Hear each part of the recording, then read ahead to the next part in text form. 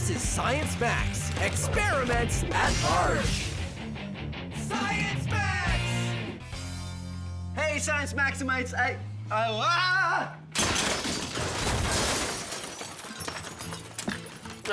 slippery. But that's okay, because today we're talking about friction. Friction is a force that is everywhere and happens when any one thing rubs against any other thing. We do lots of things to increase friction, like wear shoes with big treads on them. And we can do things to reduce friction, like the experiment we're doing today. We're gonna build a hover disc, and it's very easy.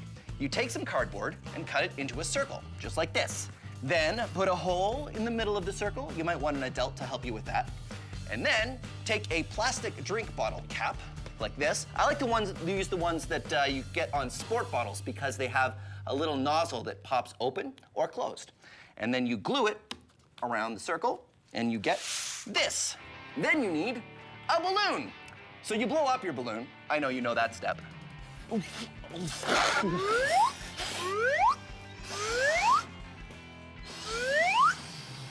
And then twist the balloon so it doesn't get away from you.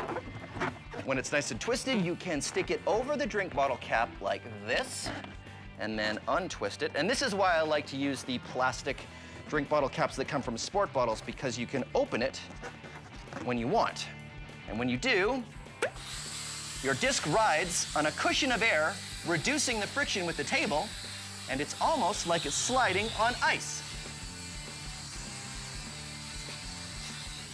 You can also use CDs if you want to do a different design. Just make sure you're using CDs you never want to listen to again. Now, if any of this is too fast, don't worry. You can always go to the Science Max website, where we have all of the instructions. And now, it's time to max it out. We're going to see if we can make a human-sized, rideable, low-friction hover disc. I'm going to the Ontario Science Centre, where hopefully I have an expert that can help me. Door is stuck. I think there's a little bit too much friction with it. Oh, that's got it. Oh no, this isn't the Science Center. Did I go back in time again? Oh. It is the Science Center. Helena, hi. Hey, Phil. You're here to see the hover disc. Yes, please. All right, come on, right this way. So I made one in the lab that works pretty great. It's on cardboard and it has a balloon. The one you have here works on the same principle? Yeah, it does. But you know what? My friend Russell has some ideas about making something like this, but even bigger. Do you think we can make one big enough to ride? Maybe, yeah. All right, well, let's take a look at the one you have here. Oh, I see. Right, this one works the same as the one I made. It's really hard to move the disc, but if you add some air, it floats like a dream. There we go. Great, so let's ride it. Whoa, Phil, not this one, the one upstairs. You can ride that one. Oh, okay. Yeah. Should we bring this one just in case? No, it's a little heavy. I think we can leave it there. What if we need it for reference? No, I'm sure we'll be okay. It is pretty heavy. Yeah, but... come on. Let's go. Russell's waiting. Are you sure we won't need it? I'm positive. Okay, but if we have to come back, I get to say I told you so. Okay. All right. Hey, Ramona, you change your hair? Yeah, it's nice. It's like doing this now. Because but now it's, yeah, I like it. You should give me the name of your guy, because I wanted to, hey, oh, hey, how are you? You ever think to yourself, no matter what I do, I can't seem to get anywhere. I can't get enough traction? Well, you, my friend, need some more friction. Which one of these two shoes has more friction? Take a closer look. Huh? Right, bam. This one doesn't have a lot of treads. It doesn't have a lot of friction. But this one, it's got metal spikes on the bottom. This is called a cleat, and the spikes are for helping you grip onto the grass when you're playing soccer or golf, increasing its friction. Why do you think skis are smooth on the bottom? Come on, look at that. It's so smooth and glidey. My hand I can barely even touch the surface. It just slides right off. It's sort of glidey and smooth. They're smooth to help you glide across the snow, reducing their friction. Why doesn't this box slide down this ramp? Friction. This roller skate has wheels. Wheels reduce friction. But when I push the roller skate, how come it doesn't just keep rolling forever and ever and ever and ever? And going all the way around the world and writing a memoir. Say it with me. Friction. Louder. Friction. Can't hear you. Friction. Little too loud. Friction. Ease it back. Friction. How can I hang on to this rope without falling? Friction. How can I jump down on the floor without falling over? Friction. And now you know your friction. Your friction. Your friction. Come on. Uh-oh. Oh, Ramona, the friction sign is broken. Reset. Uh-oh. The plan is to take our small hover disc and make one big enough to ride. So I'm off with Helena to another part of the Science Center to meet Russell, who has some ideas on how we can do it. Oh, hey, Russell. Hey, hi, Elena. Hey, Phil. How you doing, Russell? How you doing, Phil? So this is the hover disc. This is our small hover disc, yes. How does it work? Well, obviously you sit on here, Right. Air will go into here. It gets vented through all these separate holes here, so we get an airflow over the entire area. Hopefully this will work to pick someone up. All we need is... Air. Oh, well, that's easy, because the small one worked like this, so we just put the balloon on, right? I hope you got Okay, so we put the balloon on the... hold on. Larger balloon! Oh, okay. Sorry. That's okay. Okay. Yeah. Uh-oh, twist it so it doesn't... He's losing his air. Okay, all right. On you get. You grab Right. one side, I'll grab the other. Okay, here we go. Go. It doesn't... Still way too much It doesn't friction feel on like No. it still feels pretty frictiony. I think we might need something more than a balloon. So what do we do? Well, I think we need more consistent air going through here. Okay. So not a balloon. Not a balloon, something, I don't know, opposite to a vacuum cleaner? Opposite to a vacuum cleaner. That would be Like a leaf blower. Like a leaf blower. a leaf yes. blower. Right? High five. Yeah. Awesome idea. Yeah, leaf so blower it is. why don't we make a couple larger discs and we'll hook some leaf blowers to them and we'll see what happens. Definitely give it a go. Okay, great.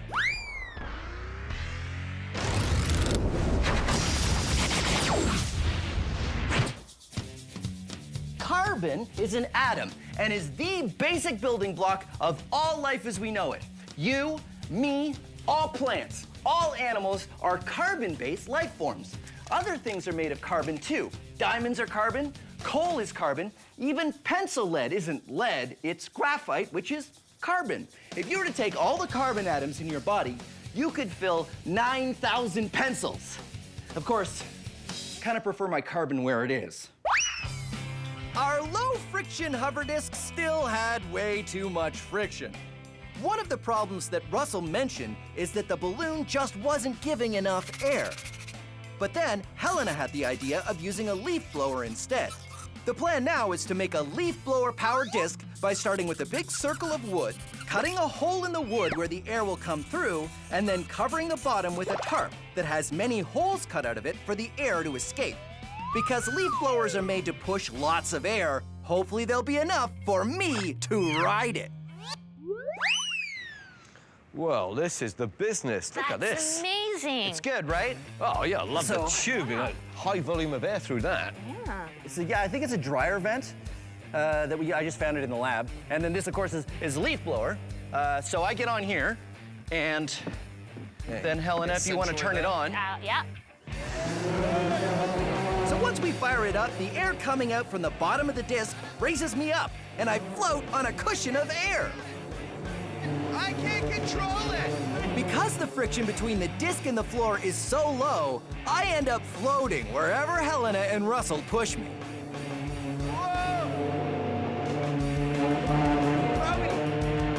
I'm going towards the wall!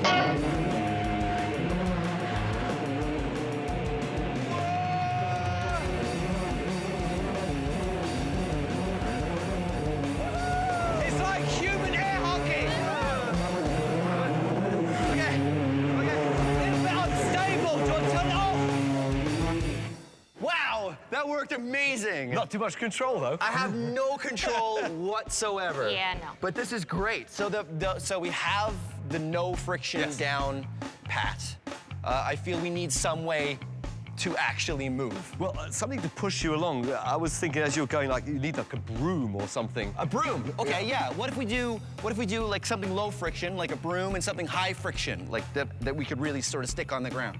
Yeah. Yeah. works for me. And then we could build 2 of them, and we would have 2 discs and 2 ways of moving them. Are we gonna race? And we can race! Yeah! Okay, Yeah. race. That's what we're gonna do.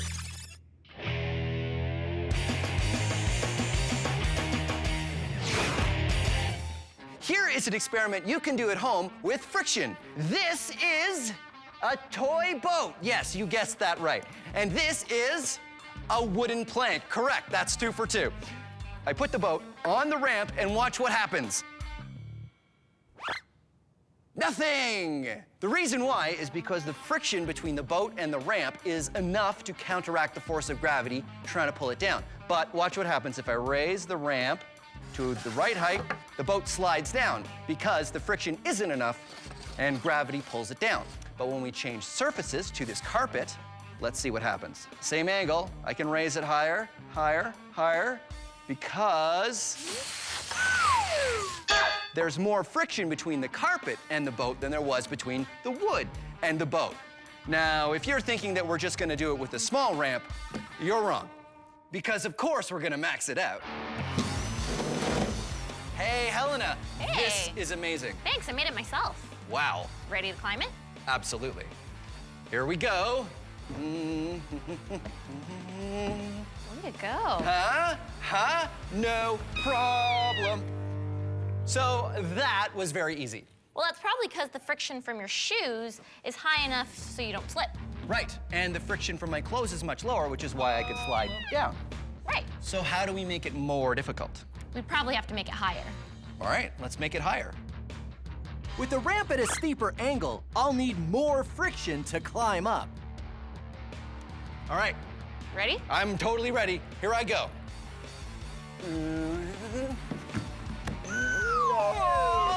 You try. Okay, hold Ranger. Here we go. Oh, Oh, so clearly we are not getting enough friction between our shoes and the ramp at this angle. we should add some carpet because carpet would add some more friction between our shoes and the ramp. All right, let's add carpet. Sorry, here's your drill. Thanks. All right, carpet. Yeah?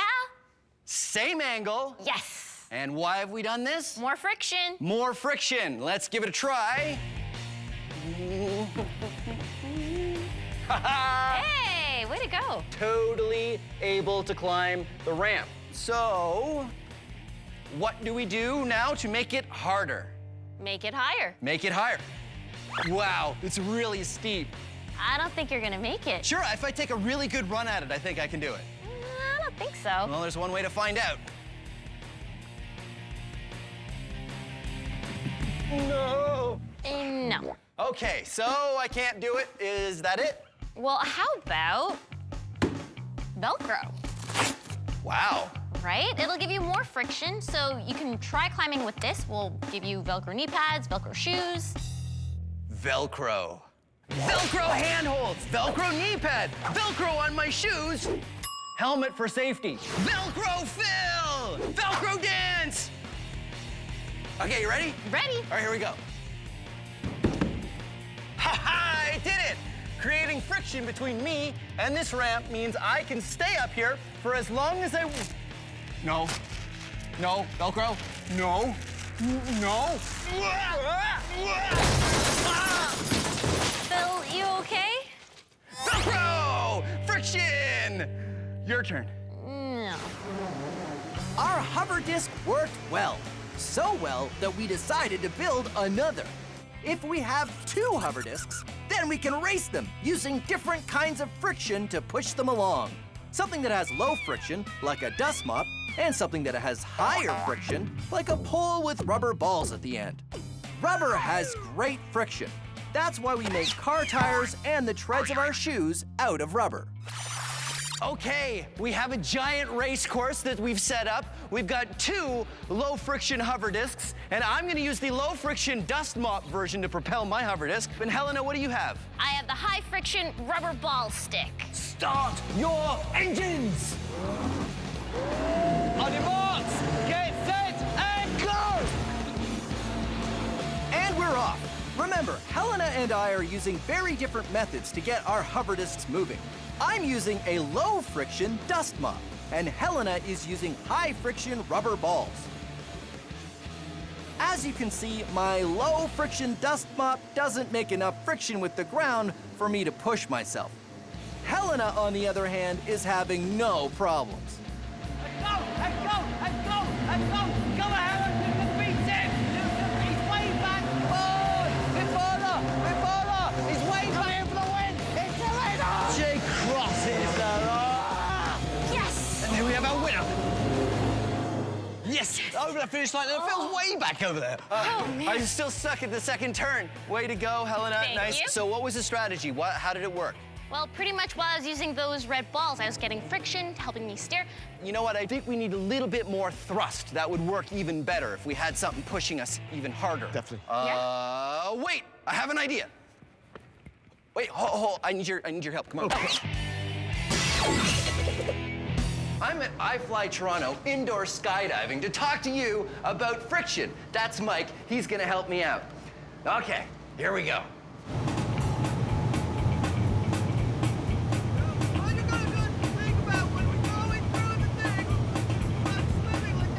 Unfortunately, we can't hear what Phil is saying because there's too much wind.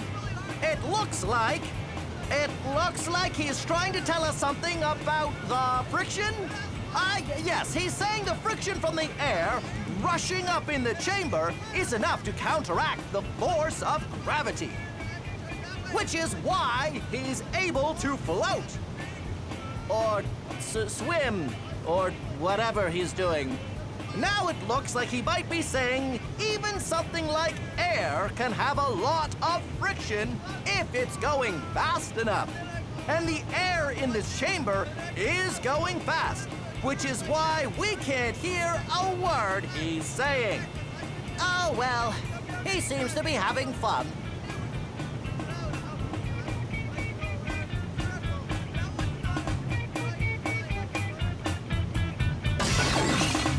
So how important is friction? Well, let's say I'm out for a drive. Car tires need friction to grip onto the road. Without it, my car wouldn't be able to turn at all. But that's nothing. Without friction, the bolts holding the wheels on the car wouldn't work. In fact, none of the bolts, screws, or glue on the car would work, and nothing would stop moving or stick to anything else. Even the trees would blow away with the slightest breeze. Friction is everywhere, and without it, nothing would work.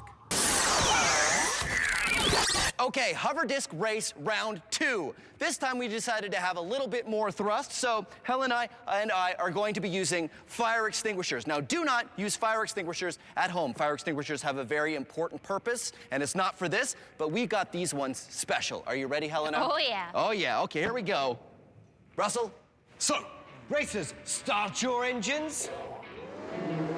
And go!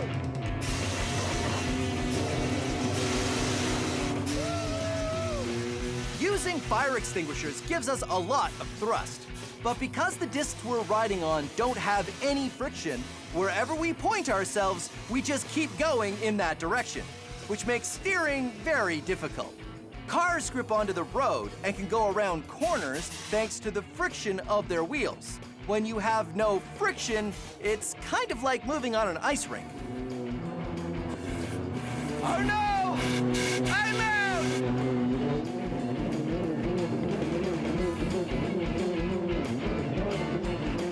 Yeah! High five! Yeah! High five! Yeah!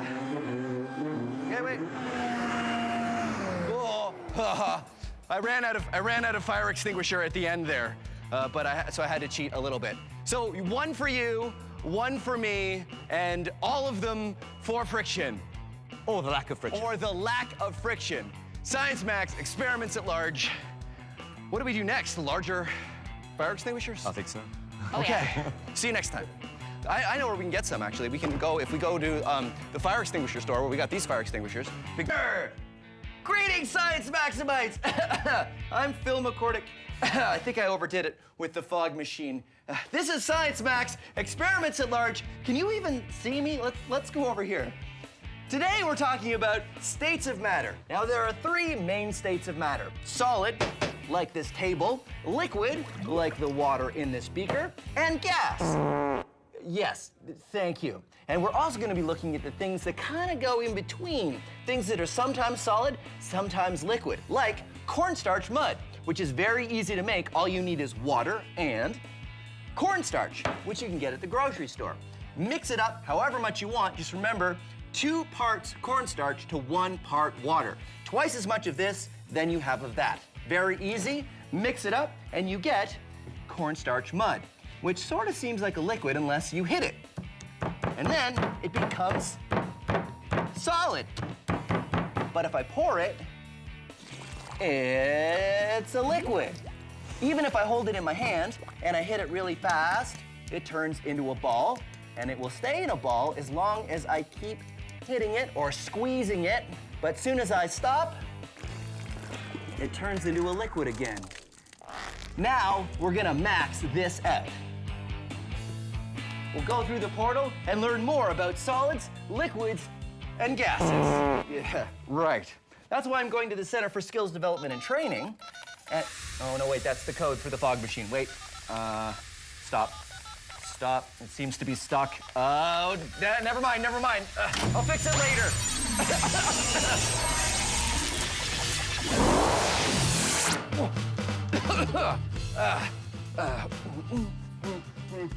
Right. Hey, Judy, how are you? Hi, Phil. How are you? Good. Judy is going for her PhD in chemistry, right? Yes. Fantastic, because that means you can explain cornstarch mud to me. Now, is this a solid or is it a liquid? Well, it kind of has properties of both. It's called a non-Newtonian fluid, so that makes it a liquid.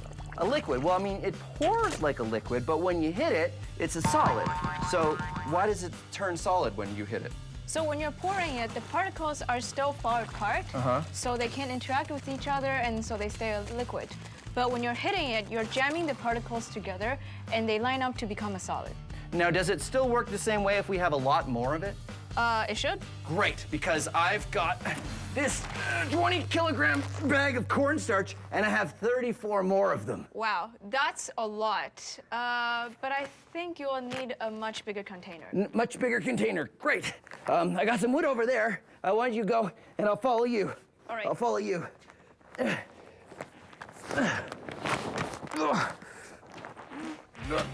I'm coming.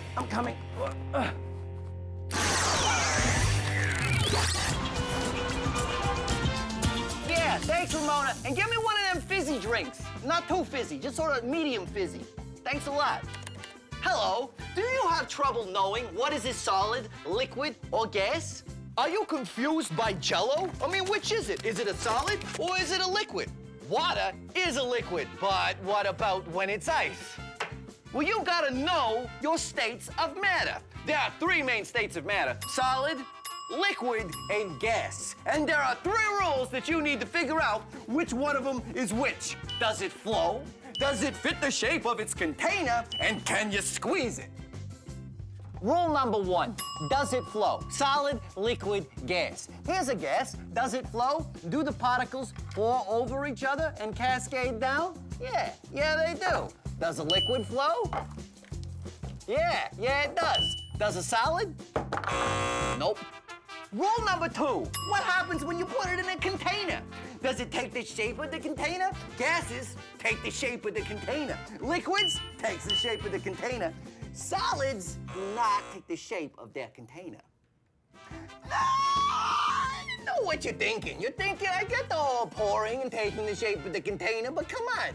Liquids and gases, they do both of those things. Well, it all comes down to rule number 3. Can you squeeze it? Now, solids, you can't really squeeze them. Liquids, you can't really squeeze them. Gases, bam, you can squeeze them. You see, gases compress. Liquids and solids, they don't really compress very well. The other difference between gases and liquids is Gases will take the shape and the volume of the container they're put in. Liquids don't do that. So there you go. Solid, liquid, gas. And the rules. Does it flow? Does it take the shape of the container? And can you squeeze it? Now you know your states of matter. That'll be $6.50. Cash only. So what is cornstarch mud and how does it work? Well, cornstarch mud is a non-Newtonian fluid, which means it behaves differently than you, or Newton, would expect. Here's cornstarch, and here's water. Cornstarch is made up of large, blocky molecules like this. Water is made up of much smaller, rounder molecules like this. When you put them together, it looks something like this. It all has to do with how the molecules slide past each other. When you put light pressure or slow pressure on the mud, the water molecules and cornstarch molecules have time to shift out of the way.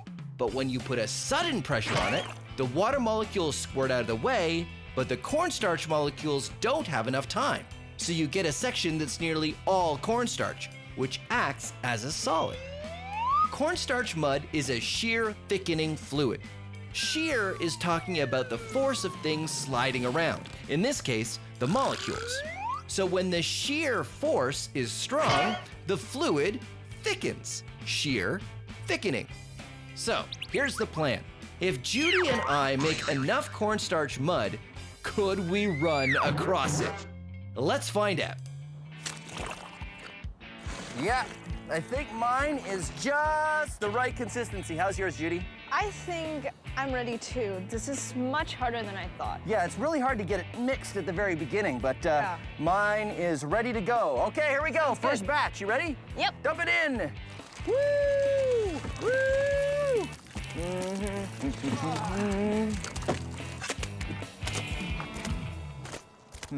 I thought that would be more. I thought so too. It's really not filling this up very much, is it? No. Huh, that's a lot of cornstarch. This is great, but I think we're gonna have to go a little faster than this. I think we need some sort of mixing device.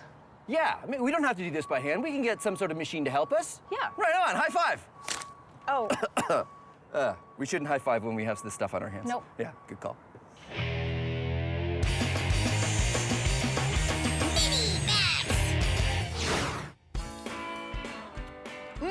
This science is delicious.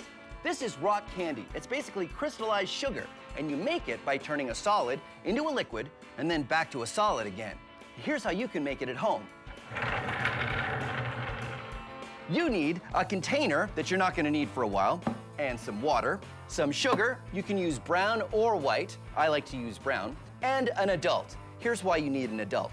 You want to dissolve 3 cups of sugar into every cup of water. And you can't do that unless you heat the water. So get an adult, a saucepan, and heat the water up, pour the sugar in, and keep stirring until it's all dissolved.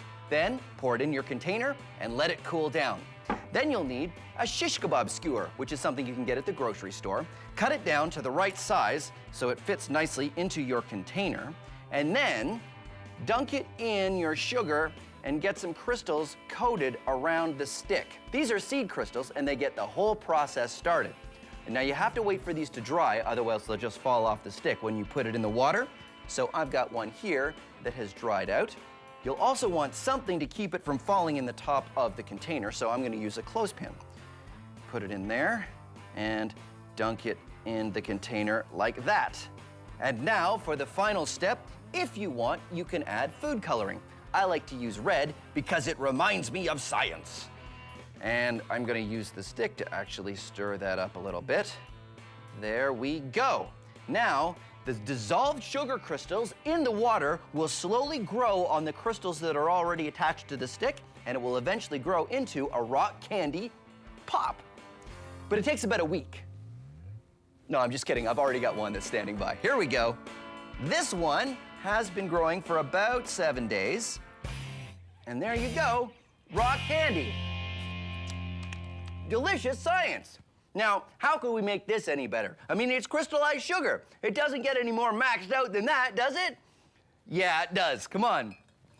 This is a giant container of sugar water, and I've been brewing a massive rock candy crystal in it for a while, but it's sort of getting a little bit too big to fit out the top of the container, so, you know what? I'm just gonna put that back in there and chalk that one up to science because, well, eating a rock candy crystal that big would definitely not be good for my teeth, so, yeah. So our big experiment is to take a whole lot of cornstarch and fill a trough to see if we can run on it. But mixing it by hand was going to take forever. So Judy and I got a drill with a mixing attachment on the end. Whoa, sorry.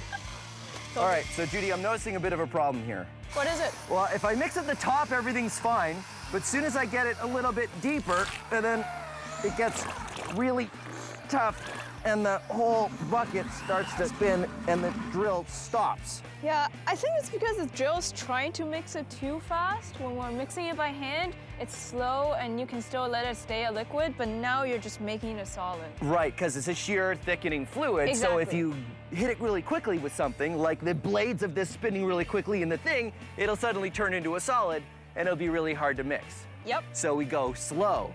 Going slow. Going slow. Suddenly realizing that if we go slow, we'll be here forever. Yep. You know what I think we need? Whoa, sorry. You know what I think we need? We need a different way to mix this.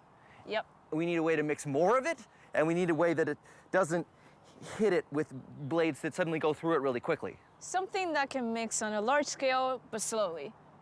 I have just the thing. Come with me. All right.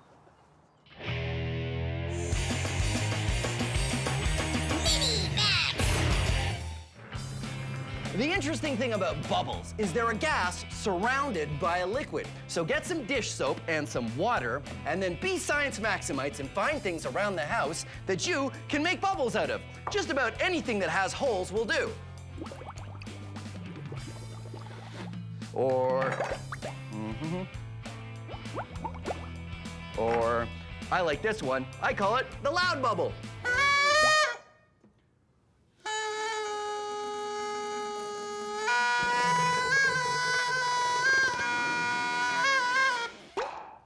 Or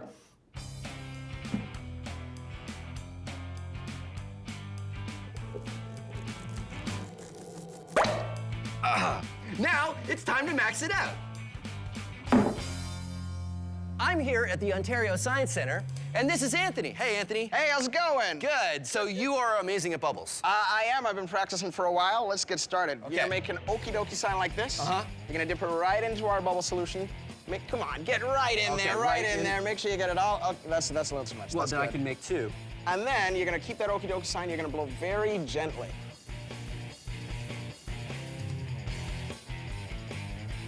Nice. I brought these two giant sticks here, and I don't know if you noticed, but I've got a smoke machine here. Right. So we'll turn that on, and then if you press that green button there, you're gonna shoot some smoke, and we're gonna try to catch that smoke in a giant bubble. You ready? Okay, and I'm gonna try to... Oh, that was so close. Did you see that one? You give it a shot. Nice! Oh, check that out! That's amazing! That was huge. Try it again. Let's see if I can get the smoke machine. Here we go. Go for it, go for it. Push right towards. Oh, check that out! You did it! Look at that! Look at that! No! Smoke, and it bounces on the floor because the floor, it doesn't have any oils like our hands do. Isn't that amazing? That was oh my great. God, that was so cool. That was great. You know what I think we should do? What's that? Giant bubble, tons of smoke. Done. Okay, here we go. Let's do it. You ready? Giant bubble, tons of smoke. Go. Awesome! Oh my God! Look at that! Amazing! Look at that! That's crazy! Maxed out bubble. Well, there you go. Giant smoke-filled bubbles. Awesome! Yeah. Judy and I tried mixing the cornstarch mud using a drill with a mixer attachment, but it didn't work. We should have known better.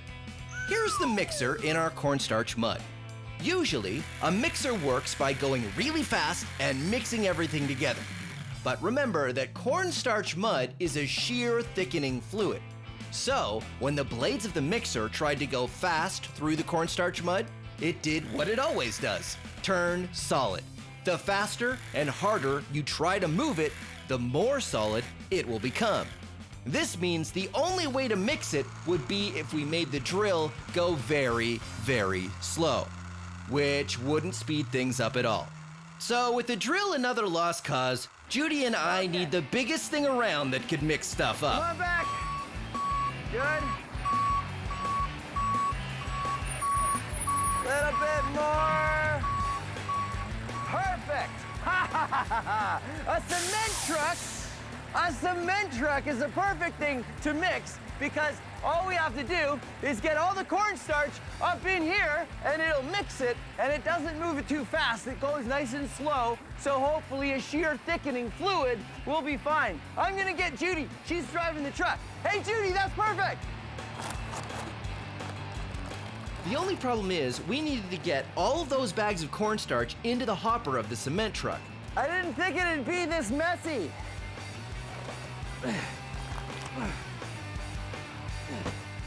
We needed to call the entire Science Max build team to help us out.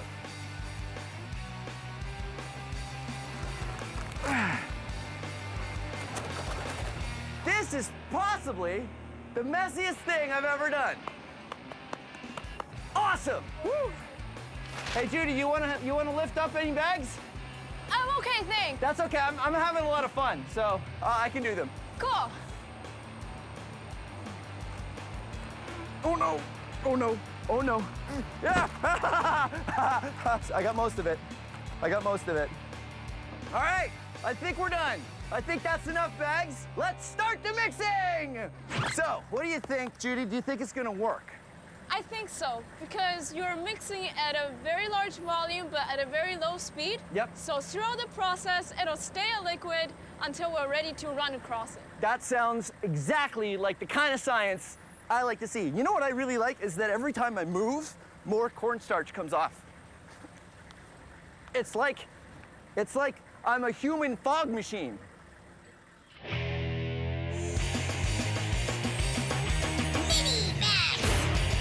This is liquid nitrogen. Nitrogen makes up most of the air we breathe, but if you get it really, really cold, it turns into a liquid. The fun thing is you can use it to make other things really, really cold too, like this banana. I have frozen this banana solid thanks to the liquid nitrogen, and normally a mushy banana would not be able to hammer in a nail, but whoa, because it's frozen, I can hammer this nail into this block of wood. So that got me wondering, if I can turn a banana into a hammer using liquid nitrogen, could I turn a pumpkin into a sledgehammer? Let's find out. Pumpkin sledgehammer, take one.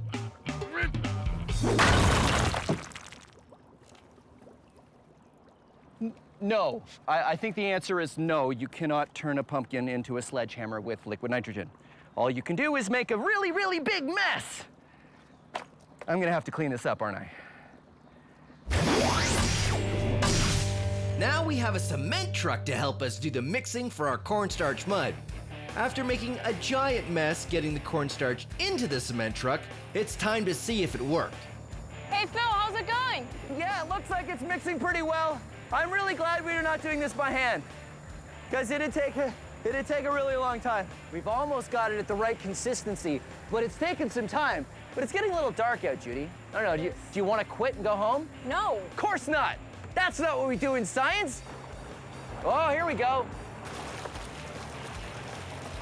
Yeah! Awesome. All right, let's see it. Let's see if it's... I like how it comes down in little steps. And look, it's working just like it should. I hit it, and it's solid, but you can see it's pouring like a liquid. Yeah, here comes a big wave. Wow. Here it comes. Oh! Wow! And it's totally filling up. Oh yeah, filling up really fast. I think we should stop pouring very soon.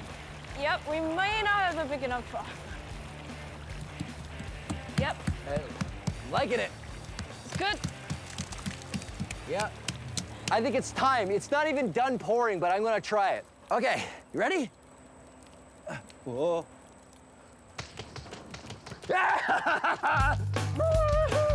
Oh, and you did it!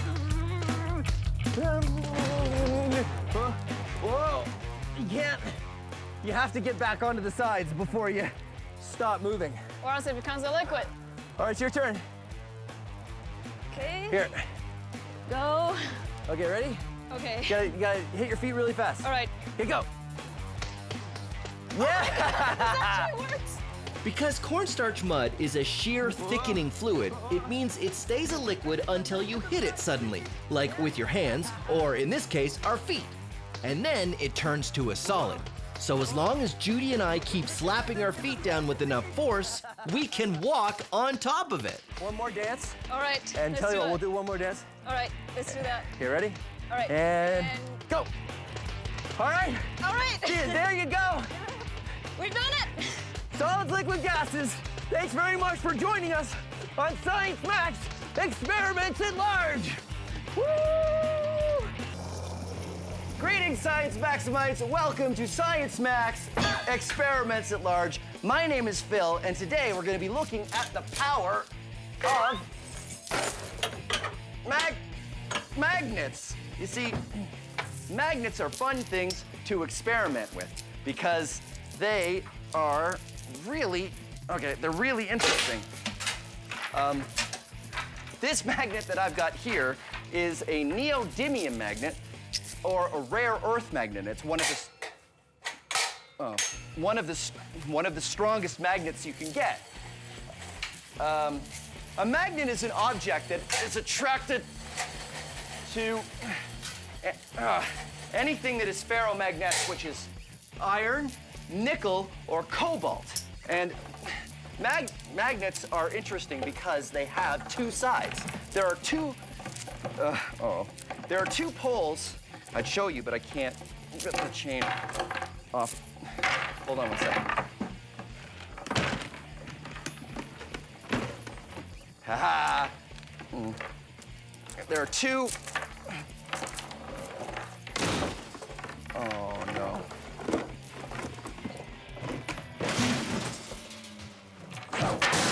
There are two poles to every magnet, just like the Earth. There is a North Pole and a South Pole. That's right, the Earth is a giant magnet. So, if you take kitchen magnets, you'll find that there's two different poles. I've written north and south on these ones. They don't normally come like that. If you put the north and the south together, they stick. But if you put the north and north or south and south together, they repel. They repel, see? They don't want to go together at all. And you can force them together if you want, but if you do, they will spring away the second you let them go.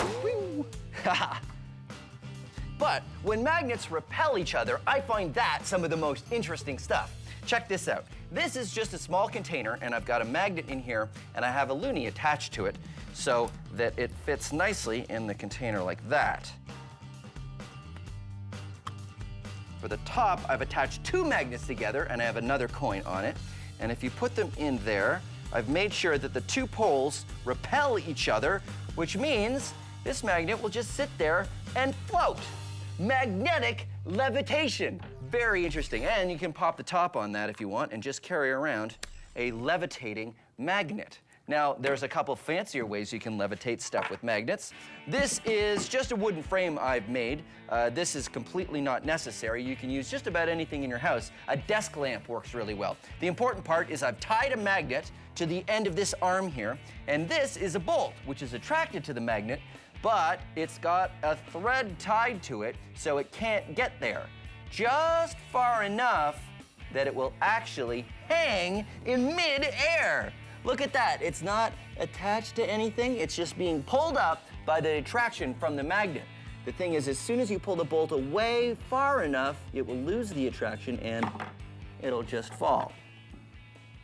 Very cool. Here's one that's a little bit more complicated, but is also really neat. This one uses disc magnets, which have a circle or a hole in the middle of them here.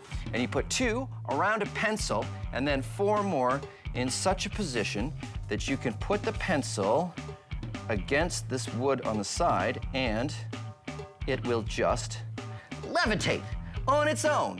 You can even give it a spin. Look at that. And if you want to make the levitating pencil yourself, there's step-by-step instructions on how to build an easy-peasy version on our website. Meantime, we are gonna max this out. Magnetic levitation on Science Max Experiments at Large. But you're probably thinking, what are we going to levitate? Well, we're going to levitate meat. At least, that's the plan. That's why I'm going to the Center for Skills Development and Training. Come on.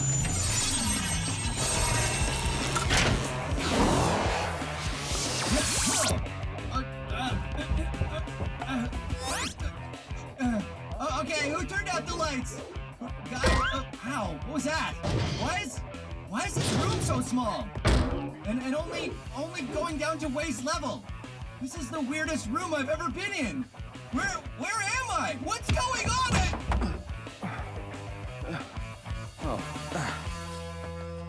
Hey, Matt. Hi, Phil. This is Matt. He's from Jobmaster Magnets. Now, you guys use lots of big magnets, right? That's right, we do. Awesome. So maybe you could help me max out this.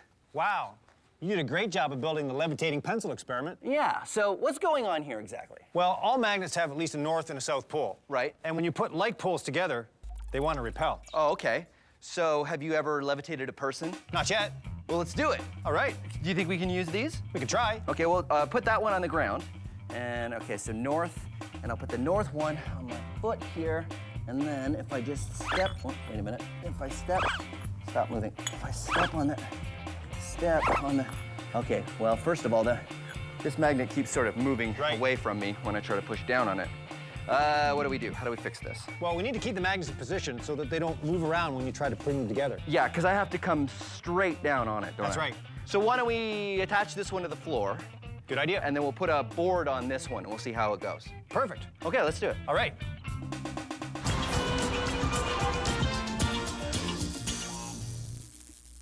This is a magnet.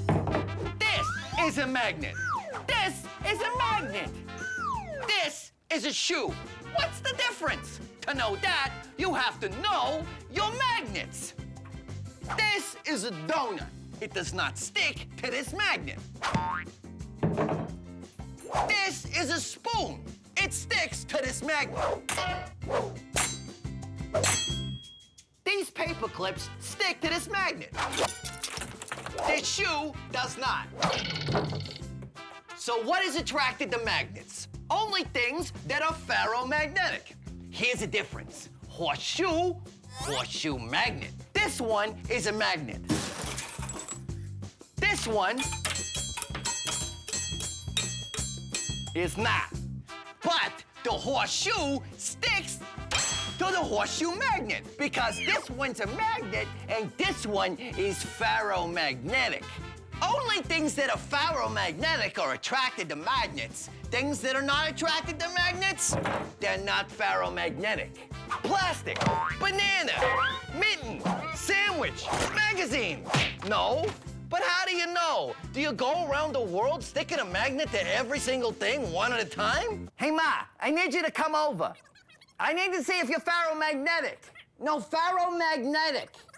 No, you don't need to do that. First of all, only metals are ferromagnetic. So that eliminates all your clothing, your luncheon meats, your magazines, what have you. Everything that's non-metal, you don't need to worry about.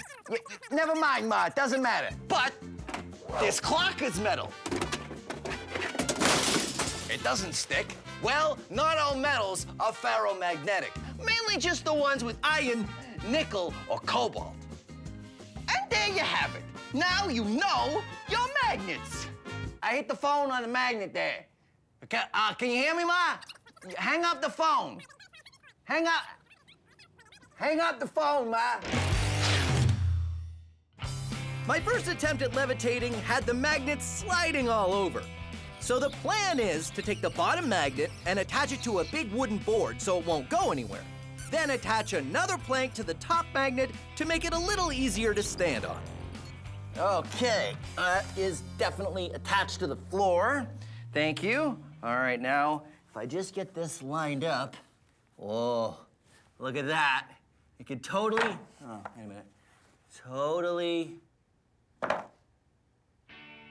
it doesn't want to stay put. Oh, wait a minute. They levitate.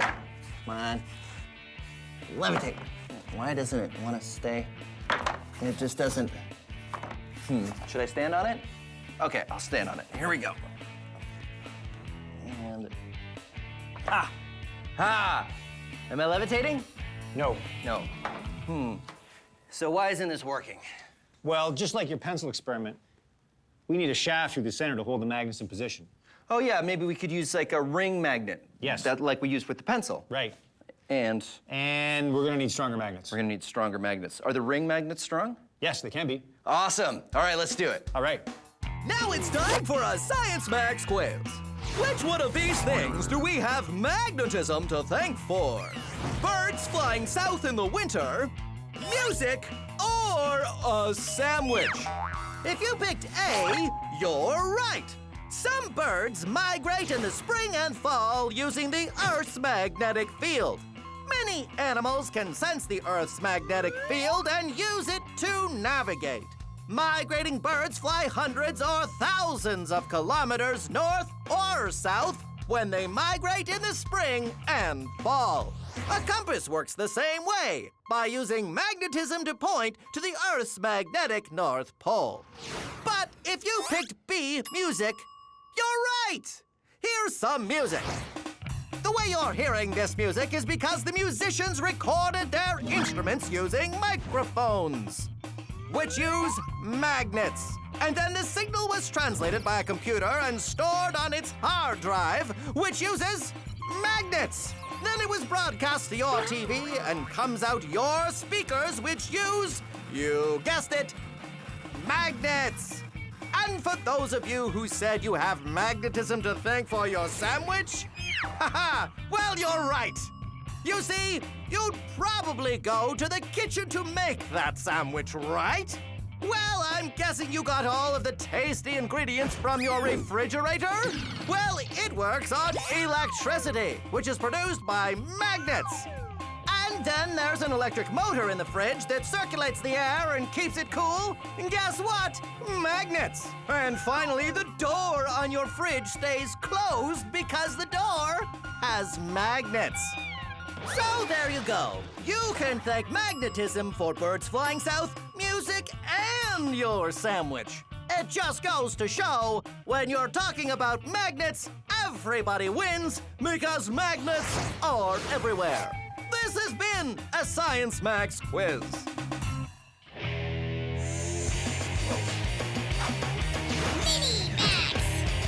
Here's an experiment you can do with a bag of water. Take a sharpened pencil and carefully push it through the bag. If you do it carefully, it won't spill. The reason this works is because the bag is made of polymers, long stretchy chains of molecules, and also because the pressure of the water against the pencil prevents any water from spilling out. Now, we're gonna max it out. This is a very large bag of water, and here I have some very large pencils. You ready? Oh.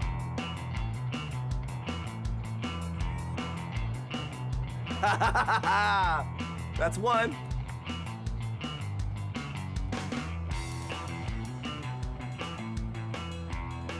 That's two. Here we go. Should I go from the bottom?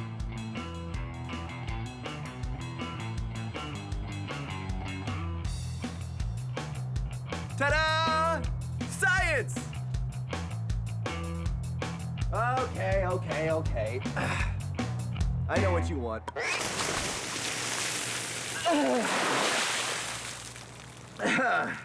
Like I was saying, science!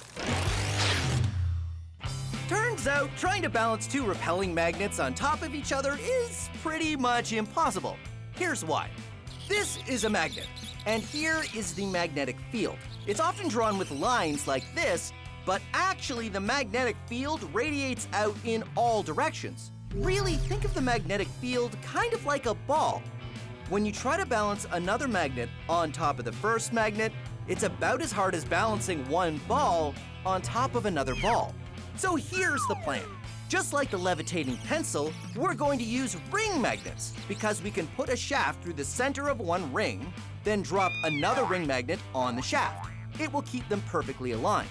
Then it's just a matter of putting the bottom magnet on a board to keep it stable and using another board so I can stand on it and ta-da! Magnetic levitation! Or at least that's the plan. Okay.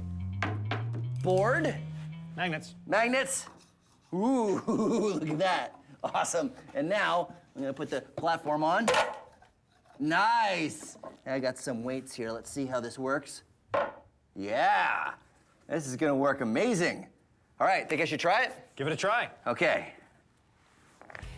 Here we go.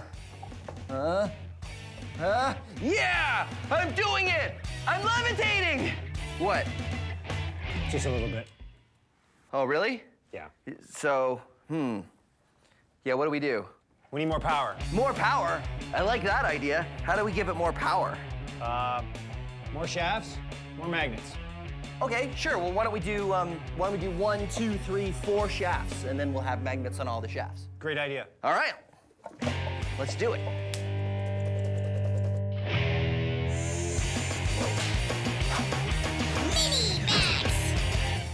If you attach something ferromagnetic like this washer to a magnet, not only does it stick, but the magnetic field travels down the metal, making it a magnet too, which means you can stick more and more things to each other, and they will continue to stick until you run out of magnetic field. You can do this yourself at home with anything ferromagnetic. Paper clips work pretty well, or washers like I have, or screws or bolts, and they'll continue to stick to each other as long as the magnetic field is strong enough. You can see it's getting pretty weak here, and they'll all stay magnetized as long as the first one is still attached to the magnet.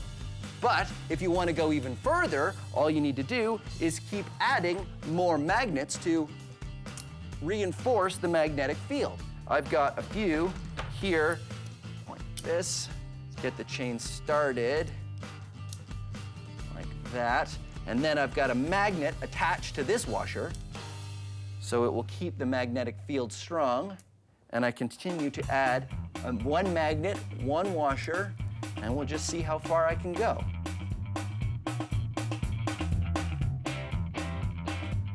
You can even sculpt it a little bit.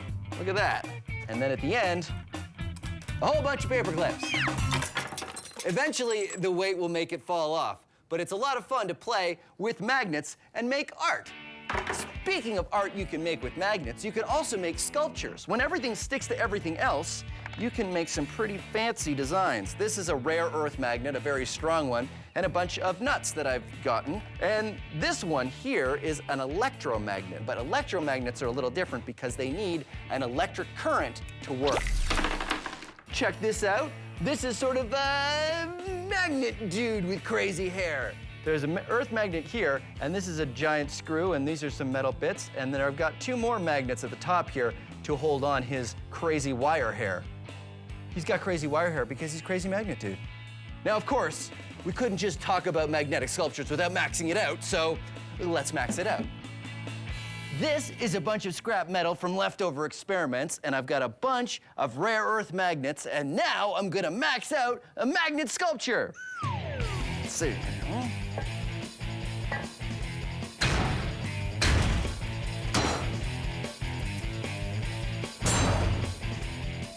There you go, a maxed out magnet me. I made this guy out of metal pipes with earth magnets in between, and these are his arms attached, of course, with magnets. His hand, his little metal pieces attached with magnet. Steel wool for the hair, and of course, hat, non-magnetic. All right, here we go. Ready?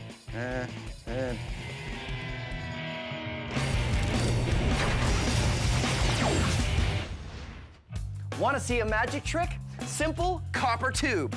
Drop things through it. Nothing unusual happens, but watch when I drop a magnet through. What? It's not magic, it's science. Because the magnet creates a magnetic field, when it goes through the tube, the magnetic field repels the magnet upwards. Now, the field isn't perfect, so the magnet doesn't come to a stop, but still, it slows down from a fall to a nice, graceful drop. Take a look from above. Pretty amazing, right? Magnets, not magic, science.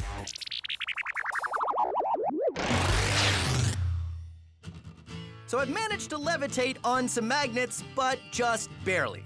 What Matt and I needed was more power. So instead of having one shaft and one pair of ring magnets, we're going to use a larger board and put a shaft on each corner.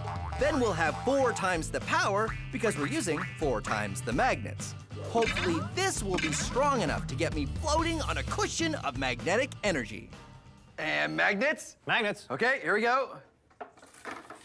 This is gonna work great. And top board.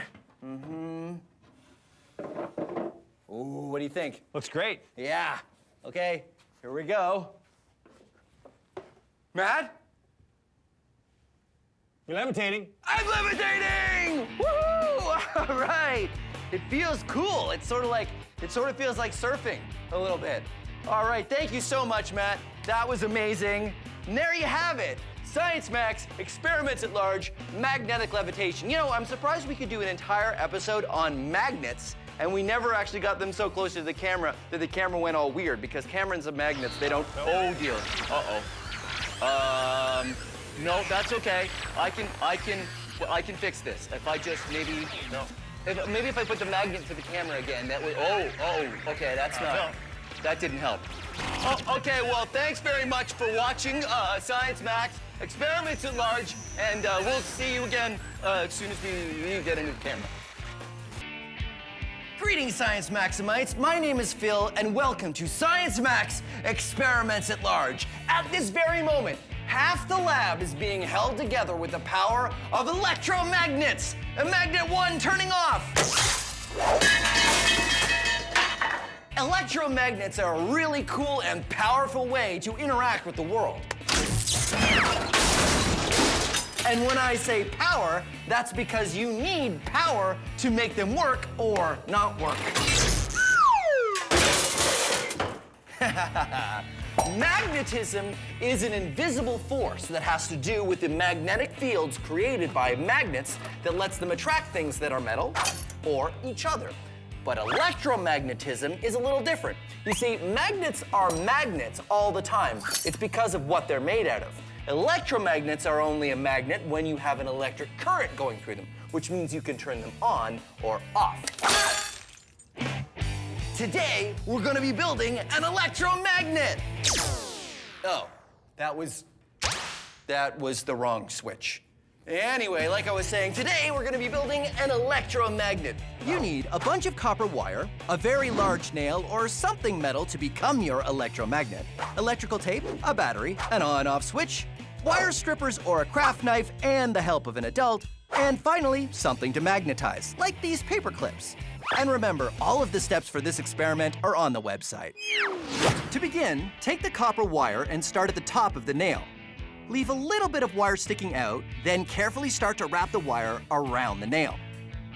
Don't go all the way to the end because you need some metal to turn into the magnet. Instead, when you want to start again, run the wire straight back to the top and start wrapping again in the same direction. And keep wrapping and wrapping until you get to this. Now, I've used some electrical tape here, here, and here to hold it all together. Using your wire strippers or a craft knife and the help of an adult, remove the plastic coating from the ends of the wires. Attach these wires to the wires from the on-off switch with electrical tape, or attach them directly to a battery if you don't have an on-off switch. And ta-da, you have an electromagnet with your on-off switch. All you need to do is take the things you're going to magnetize, turn your electromagnet on, and suddenly it becomes a magnet. Pretty amazing, ha ha ha ha. And then you can magnetize to your heart's content. But when you're done, don't forget, you want to turn it off. So that's what we're gonna do today on Science Max, Experiments at Large. We're gonna max out the electromagnet. So, where's my lab coat? Oh, there it is. We're gonna see how big we can make an electromagnet. And when I say we, I mean me and an expert. Let's see. Oh, Heather from the Ontario Science Center. She knows her way around magnets. So let's see. Yeah. I wonder if she's busy. Well, let's find out. And after we're done, I'll need to come back and clean up the giant mess I made in the lab.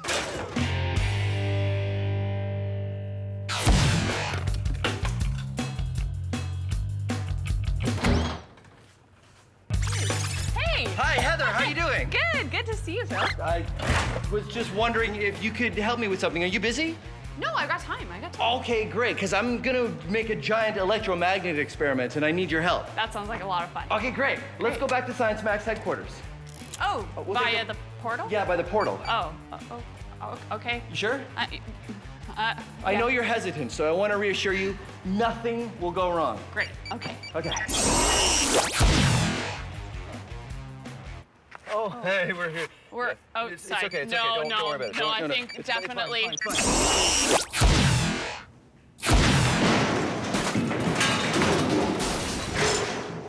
You all right? Yeah, I was supposed to come in over there, but I came in over here. Oh well. So today, Heather, I want to max out the electromagnet. Turn it on, and it's a magnet. Pretty good. And turn it off, and it stops being a magnet. I want to make this into a much bigger, maxed out version. All right. So what are some of the things we can do to do that?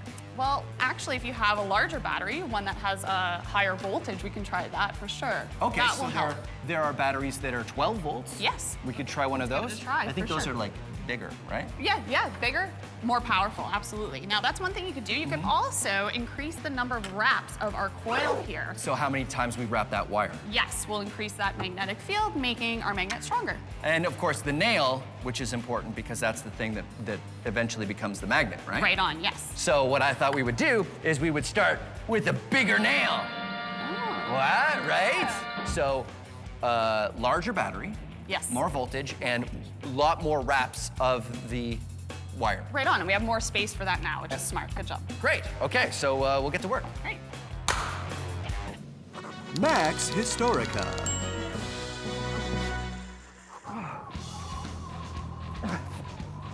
If you've ever seen a compass, you know that the needle points north. That's because a compass needle is a magnet and it points towards the Earth's magnetic North Pole. And I'm using this compass to try to get to the North Pole. But it isn't easy. In fact, scientists knew there was such a thing as the North Pole as far back as the 16th century, but no one was able to actually get there on foot until 1927. You'd think it wouldn't be that hard, right? I mean, the needle points you straight there. Just follow the needle, right? But now that I'm here, I realize it's really difficult. I mean, the wind is incredible and the snow is intense and it's so cold. My hands,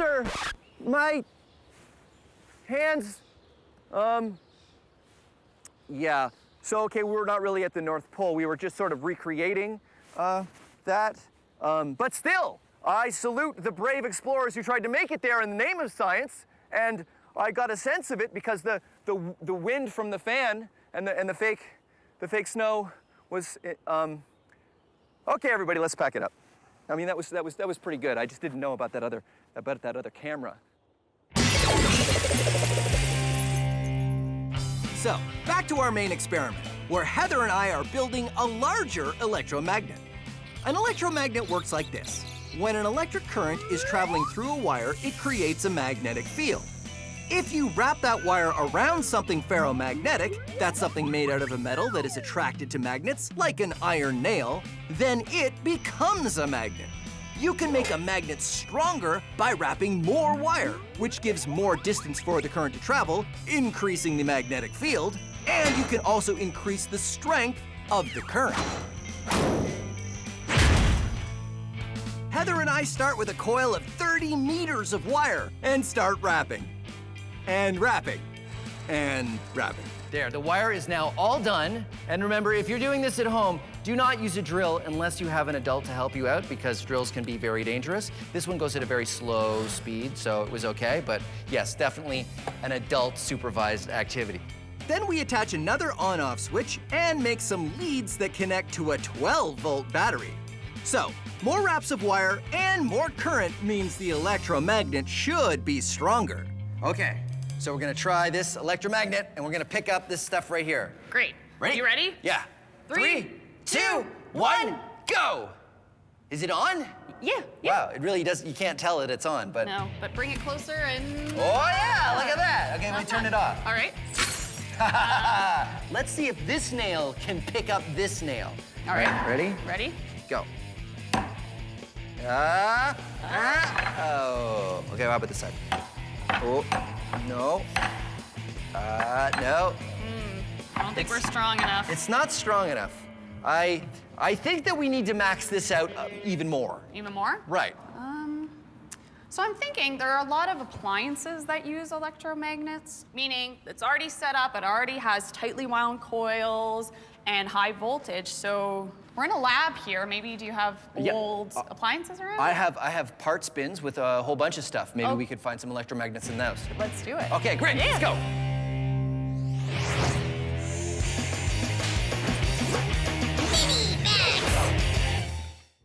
All right, pliers, battery, copper wire. Now, if you've already done the electromagnet experiment, here's another experiment that uses all the same materials plus these. Ha! Neodymium magnets, some of the strongest magnets you can get. So, here's what you need. A battery, some neodymium magnets the same diameter as your battery, copper wire, and some pliers. So here's what you do. First thing is you put the batteries and the magnets together like that. Then what you want to do is bend the wire so it's touching the top of the battery and goes around the battery and then touches the magnets at the bottom. Here's what that might look like. I say might because you can do any shape you want. I've made a coil here, and if you put it over the battery, you'll see it only touches the very top of the battery and the magnets at the bottom. And if I let it go, it spins. It's a homopolar motor.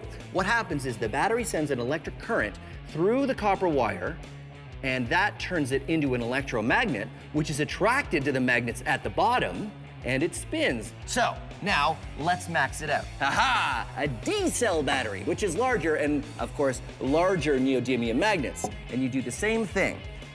Make a coil that only touches the battery at the top and at the magnet, and ha-ha! It spins! Maxed out homopolar motor. But don't worry, this is not the biggest size we're gonna do. Come on. Maxed out homopolar motor. I have 27 D-cell batteries, a giant copper tube, and a neodymium magnet. So I'm just gonna, and then we get rid of that. Put this down. Okay, so the first thing I do is attach the neodymium magnet to the batteries. And I've got all the batteries taped together here so they'll sort of stand up like this. Huh? Giant stack of D-cell batteries. Okay, now what I do is I take the copper coil. I take the copper coil. I need to get. Okay, hold on. I got this. I just need to get the copper coil there. I did it. Okay, so I take the copper and I put it on top of the D-cell batteries like this, and then I let it go. Let it go. Nope, whoa. Homopolar motor. Okay, so that didn't work. But that's okay. I like it when it doesn't work, because that's science. It's not science if it works perfectly every time. I mean, you gotta have some room for improvement. Heather and I built a larger electromagnet, but it still wasn't as powerful as we hoped. So now we're searching for parts that came out of an appliance that are pre-built electromagnets. What about this? I think that'll do the trick. Do you think that does look like an electromagnet, huh? It does, yeah. And there's a whole big bunch of copper wires coiled on Coiled that. around. So you think we can use this? Yeah, let's try it. Okay, great. We built the next version of the electromagnet. This one already has the copper coils, so it's just a matter of attaching wires and an on-off switch, and attaching all of it to a 12-volt battery. Do you think 12 volts will be enough? Let's find out. I think so. Try that. Once we do, it works much better. Oh, no problem at all. Ready? Yep, turn it on. On. Whoa, pretty good. Okay, off. Off. Neat. In case it was really strong, I have the next step. Horseshoe. Okay, ready? Oh, whoa, that's... Here. I can't pull that off. Okay, wait, grab this. Okay, Work together. yep. So that's passed all of our tests. Yeah. This is really strong. Is What there a do way we... to test it further? In order to test how strong our magnet is, it's as easy as seeing how much weight it'll lift. Heather and I find a metal table. All right, Phil, so I brought the electromagnet. Okay. Just put it right here. Yep. We add some sandbags for more weight and then attach a scale so we can measure how much weight we're lifting. We use a chain hoist, a simple machine made for lifting heavy things. This one can hold up to 454 kilograms. Want to turn it on? We're ready? Yep. Here we go.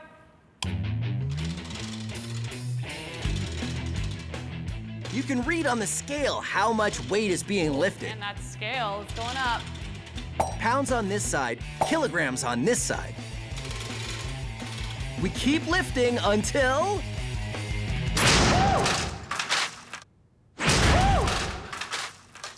Oh, okay, so how much did it hold? It held 100 kilograms. Oh, that's more than I weigh, which gives me an idea. Come on.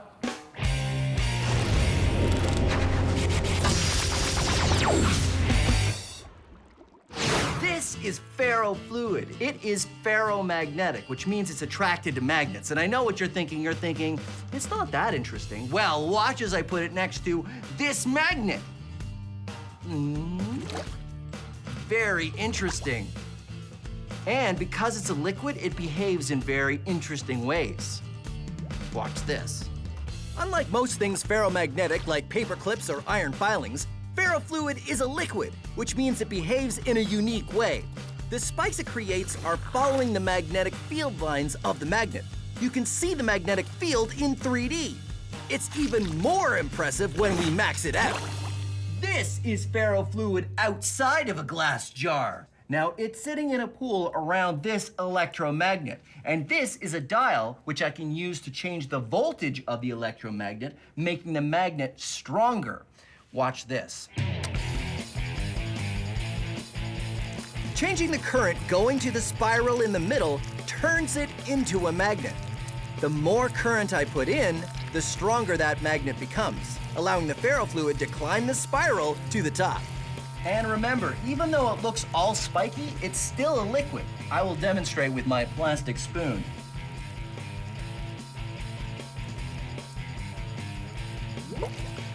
And watch this. When I turn the magnet off, it stops being spiky. Turn it on. Turn it off. Science. The Wizard Academy. All you have to do is demonstrate true magic, and you will be granted entry. Well, Fuzzix, who is the next applicant for the Wizard Academy? Overwhelmo. Indeed, it is I, Overwhelmo, and prepare to be overwhelmed. Would you be flabbergastified if I balanced this coin on its end? Not really, no. But would you be impressed if I was to balance this coin on top of this coin? Possibly. Prepare to be flustered and stupefied. Stupeflustered as I balance 3 coins on their ends on top of this glass. Well, that certainly would seem like magic. Let us see. Okay. No pressure, Overwhelmo. You can do this.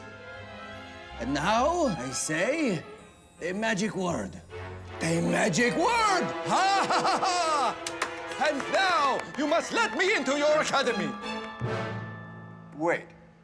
What's under the cloth? What cloth? This cloth? Nothing. Oh! Is that a magnet? This? No! The pull of the magnet is what's keeping those coins up. The magnet is just strong enough to keep the coins from falling. No, this is set dressing. It's just... It was a good trick, but it's science, not magic. Well, yes. And you will see! You will see! I will be back! I, Overwhelmo, will return! And I will do such magic that you will need extra socks. Because I will knock them off! With my magic, you will need at least 2 pairs of socks, maybe 3 pairs of socks. We can still see you. No, you can't!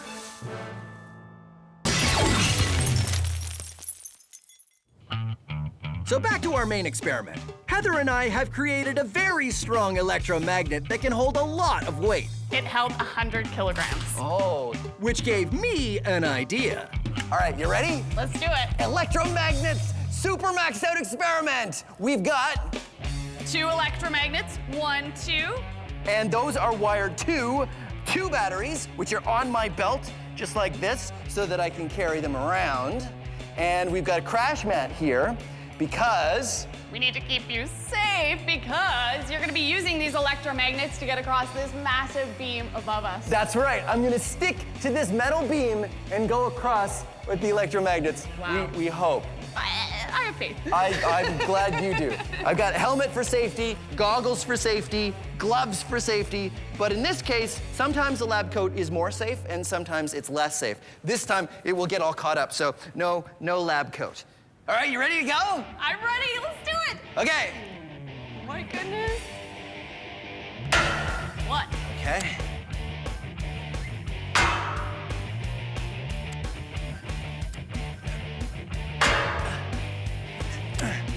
Because each of our electromagnets can hold more than my whole body weight, I can use them to cross the beam. When they're on, they stick like, well, magnets. And when I turn them off, they stop being magnets and I can move them along as I go. Now, this is something you should definitely not try at home. Come on, Phil. You're almost there.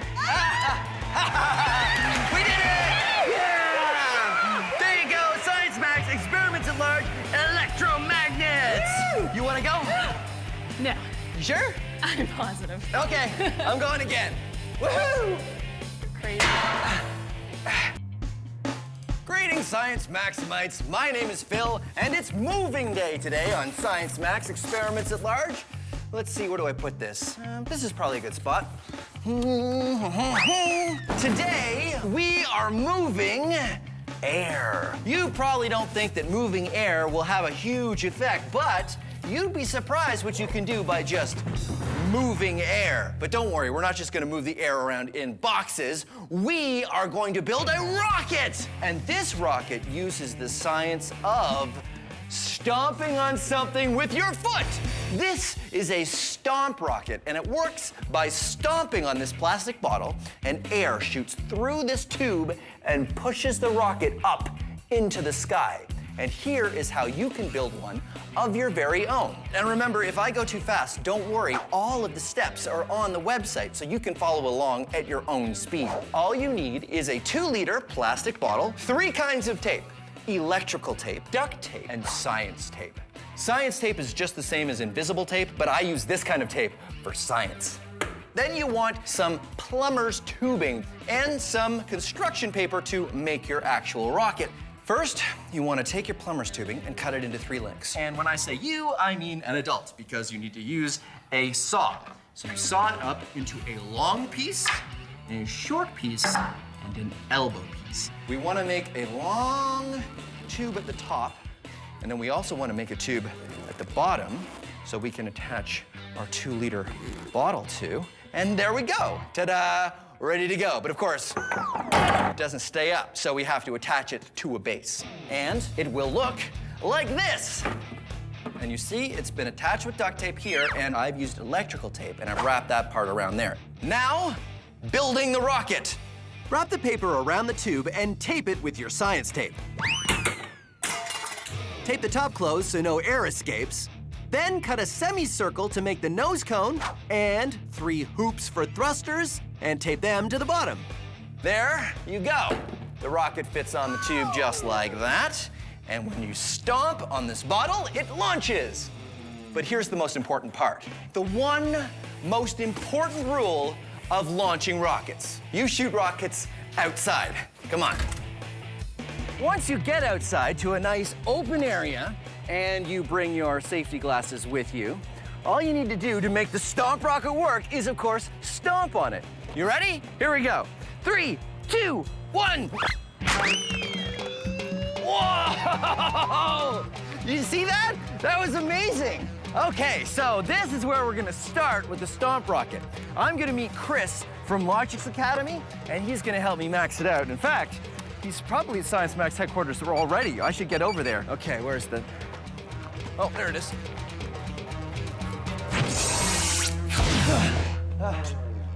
Okay. How you doing? It's good to see you. You too. Chris is from Logic's Academy, and you guys do in-class robotics workshops, right? That's right, we do. Great. Well, I was hoping I could get your expertise to help me max out the stomp rocket. Yeah, Logix makes one of these. I totally think I can help you with that. Fantastic. So it works great. I just want to make it bigger, better, more maxed out. First off, we can start by making this pipe a little bit bigger. So a larger pipe, more airflow, bigger launch. Okay, let's do it. Cool. Moving air isn't that hard, right? I mean, air is super light. How hard can it be to move? Well, here's an experiment you can do that lets you measure how hard it is to move air. So what I'm gonna do is I'm gonna hit the ruler with the broom. It's gonna go over there. I hit it, and it moved, no problem. So we're gonna do it again. Except I'm gonna add just a couple pieces of newspaper. All right, ready?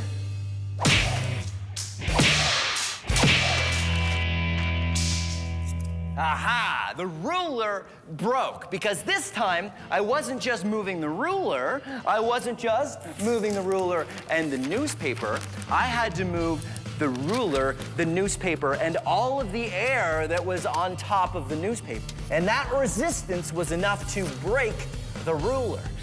Pretty good experiment, right? Let's max it out. I've got more table space, I've got a piece of lumber, and instead of a newspaper, I have a tarp.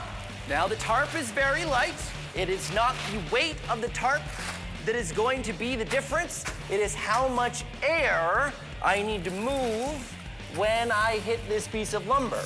And I've got a Science Max hammer.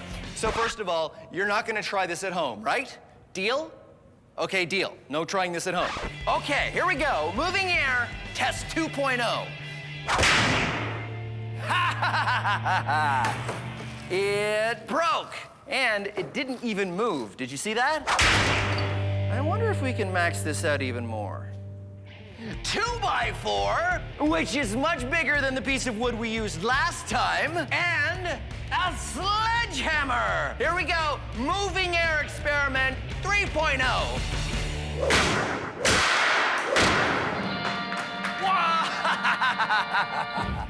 Yeah, science. Whoa. So I've joined Chris from Logic's Academy, and we are maxing out our stomp rocket. To do that, we're gonna use Larger pipe, more airflow, bigger launch. The theory is that moving a larger volume of air through wider pipes will make our rocket work even better. So we get to work. This version is built exactly the same.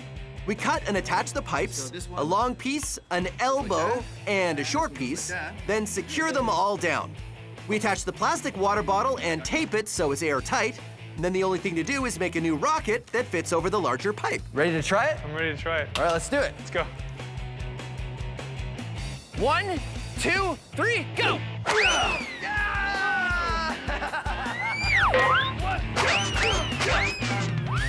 That was amazing! In the end, though it worked, it wasn't much better than the smaller rocket. I think we could still do better, right? Oh, yeah. This is Science Max, not Science Medium. Right, okay, let's go back to Science Max headquarters.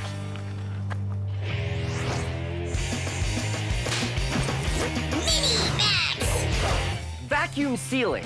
That's what you call it when you take all of the air out of something, often a bag, to seal in the freshness of food. I will demonstrate using this Science Max banana. 100% banana, but with added science. Not all bananas contain science. Here's how you can do it at home. Put your food in a bag, seal it most of the way, because we have to take out the air from the bag. And we will do that with a straw. Put a straw inside the bag, and then suck the air out of the bag, and then seal it at the very last second.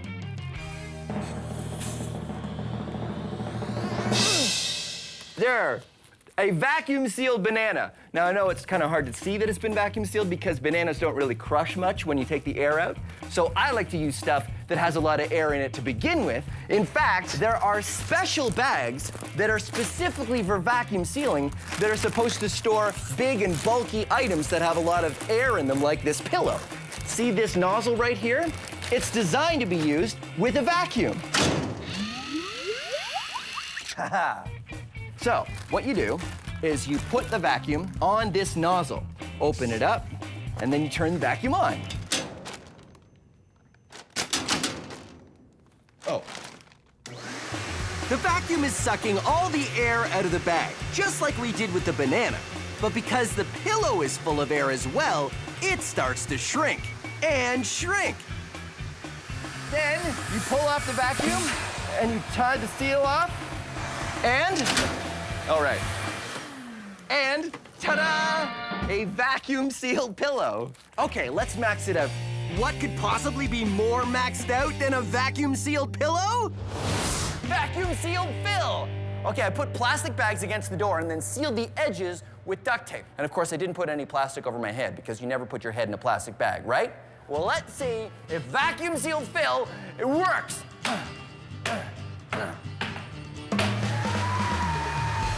Whoa. Hey, it's working! Ha-ha!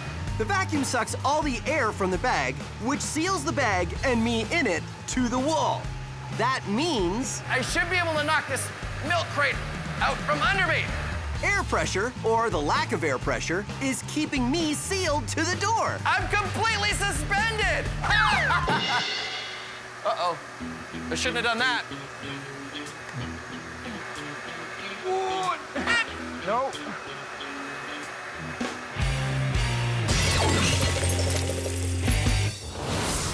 So our larger version of the Stomp rocket worked, but it didn't go as high as the first version. Chris and I see how we can improve the design. The larger pipe and the larger rocket works really well. It does work really well. I am afraid, though, that the larger pipe means that the same amount of air is flowing slower out the nozzle than it did before. Oh, so because we're moving only this much air, it's not going to go as fast because this is a bigger tube. We need a bigger volume over here to match our larger So a nozzle. bigger bottle. That's right. I got a bigger bottle right here. Ha-ha! Bigger bottle! So hold that, and then all we have to do is tape the bigger bottle I'm not sure on. if that's gonna... Yeah, like this. Still, though, I'm crazy. Yeah, so then all I need to do is tape it on. Chris and I attach a larger bottle to our tube. We just need some risers to adjust the height, then we tape it on and we're good to go. Everything else, including the rocket, stays the same. I still don't understand how you're gonna step on this one. It's just too stiff. I have a plan. Ha ha ha ha! Sledgehammer! You ready? Yeah, I'm ready. Okay. 1, 2, 3! It blew the top off the rocket. Right off It the also top. blew the bottom. Looks like it's a bit rigid to change its volume so quickly. So it's kind of a one-time use thing, huh? I think so. So why don't we try increasing the volume? Even bigger tube, Yeah. even bigger container. What's bigger than a... That's the biggest bottle they make. What else holds air? What about an air mattress? Do you think we could use an air mattress? I think we could, yeah. A really big air mattress. Oh, totally. High five. I love that idea.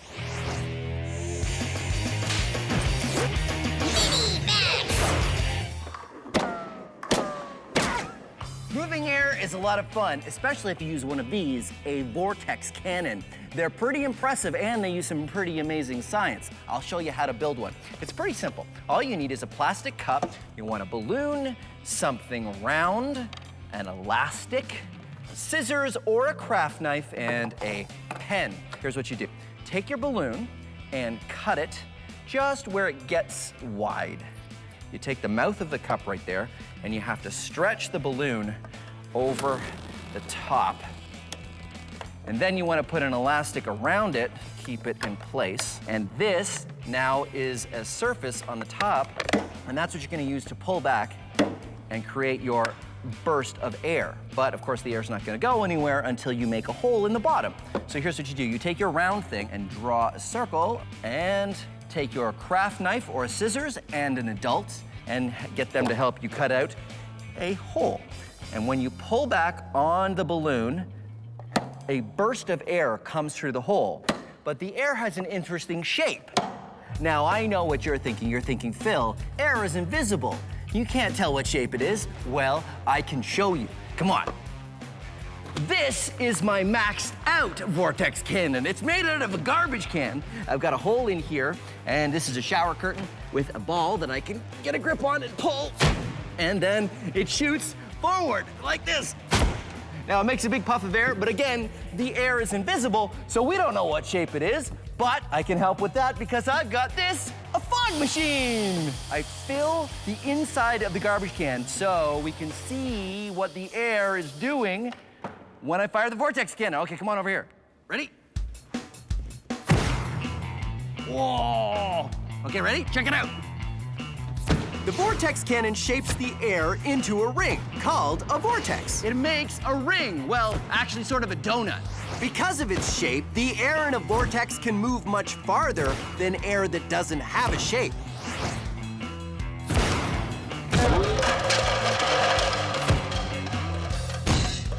Vortex cannon. Air that has a shape goes a lot further than air that doesn't have a shape. And it's also way more fun. Woohoo!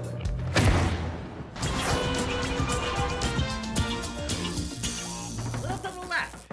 Little to the left, Ramona. Okay, now that's too far left. I don't know what you think. Oh, hey, I don't suppose you're going on vacation anytime soon. Well, if you haven't decided where, may I suggest underwater.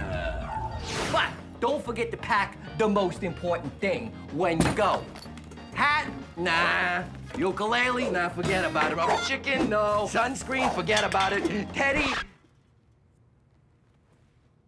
No, if you're going underwater, the most important thing you gotta pack is air. You see, human beings have been coming up with ways to go underwater for a long time, but the thing is, you gotta bring air with you because, you know, breathing is good.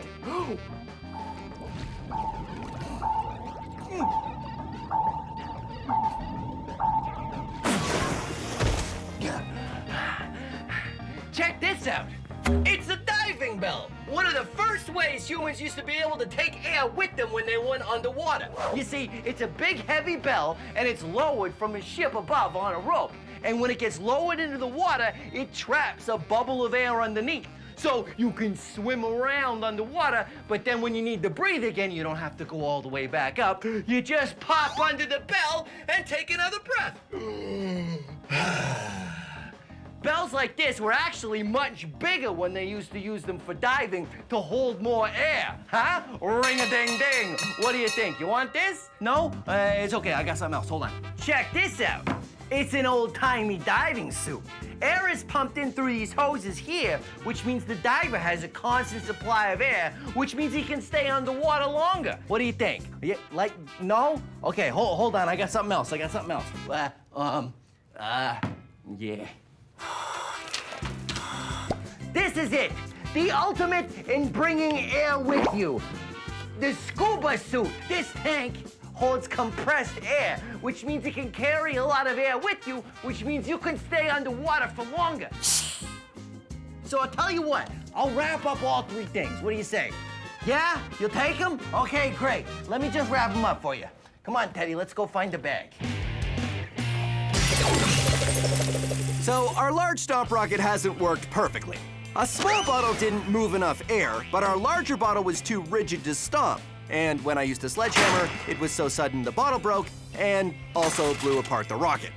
Chris and I need a large container of air that is soft enough to change its shape easily. So here's the current plan. An even larger pipe, an even larger rocket, and we use an air mattress. We make 2 holes in the air mattress, one to fill it up with a leaf blower, and the other hole to go out the tube to the rocket. Since an air mattress holds lots of air and is very easy to change the shape by jumping on it, we figure it'll be a great way to get lots of air through the tube to launch our rocket. Okay, let's do it. Let's do it. All right, we're gonna go 1, 2, 3, jump, right? Okay, yeah. 1, 2, 3.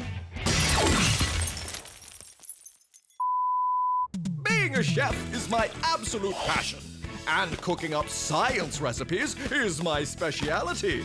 I'm Buster Beaker, and this is Cooking with Science. Oh, hello! Welcome to Cooking with Science. I'm Buster Beaker. Whenever friends come over, I like to make my famous potato chip recipe.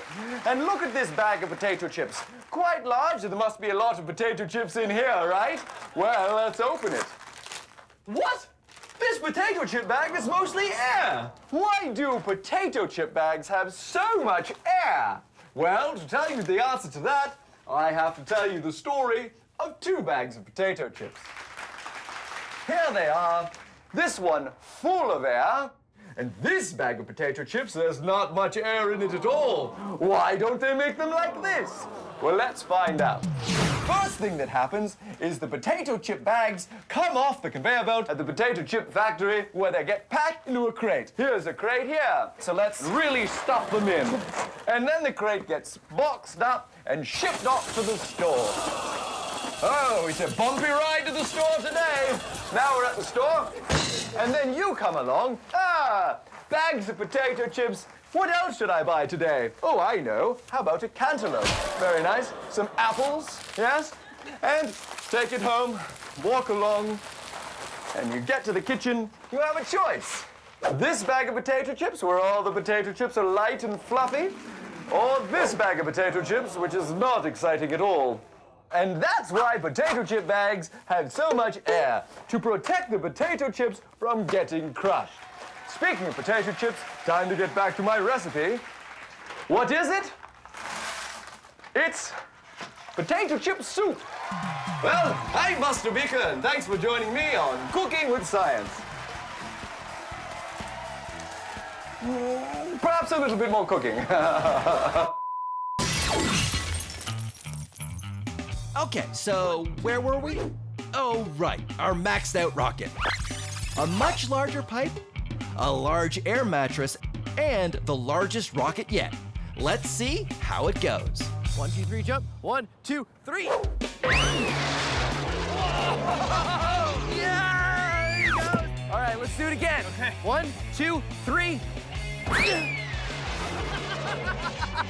It works amazingly well. The large volume of air Chris and I can move by both jumping on the air mattress gets transferred through the large pipe, and even though it's a giant rocket, it sails higher than any other version. That was great. That was amazing. All right. There you go. Science Max, experiments at large, moving a lot of air. That has to be the biggest stomp rocket ever. Biggest stomp rocket ever. Let's do it again. Okay.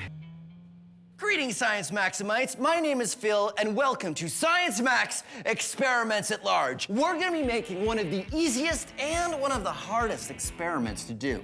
Here's what we're gonna make: a hot air balloon. And it's pretty easy to make. That's why it's one of the easiest experiments. All you need is a plastic bag, but not any plastic bag. The kind of plastic bags you get at the grocery store to put your fruit in. That kind of plastic is very thin, very light, good for hot air balloons.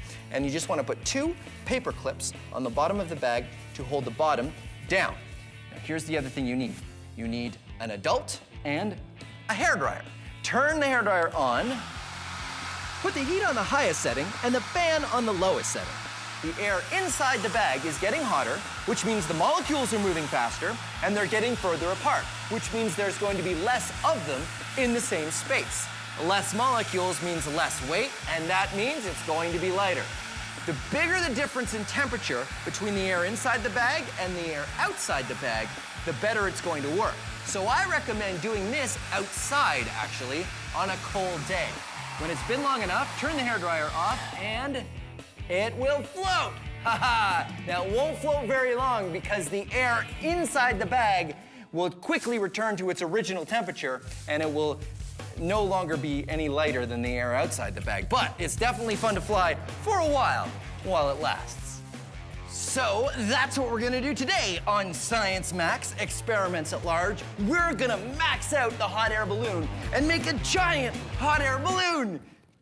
Yeah, I know what you're thinking. You're thinking, Phil, they already exist. Why don't you just get a giant hot air balloon? I mean, they're big and you... No. There's no fun in that. I want to make one I built myself. I don't think I'm going to be able to fly in it, but it'll still be pretty cool, I bet. I just need someone to help me. Oh, I know. Michaela from the Ontario Science Centre. Hopefully she's not busy.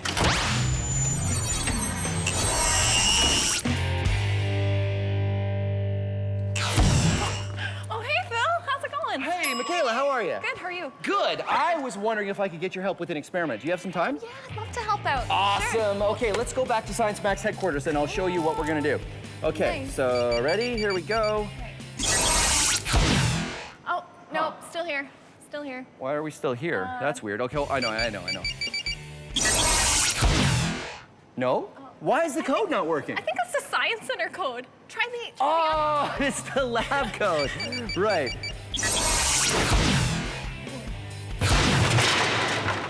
Phil, are you okay? Yeah. Are you okay? Yeah, no, I'm fine.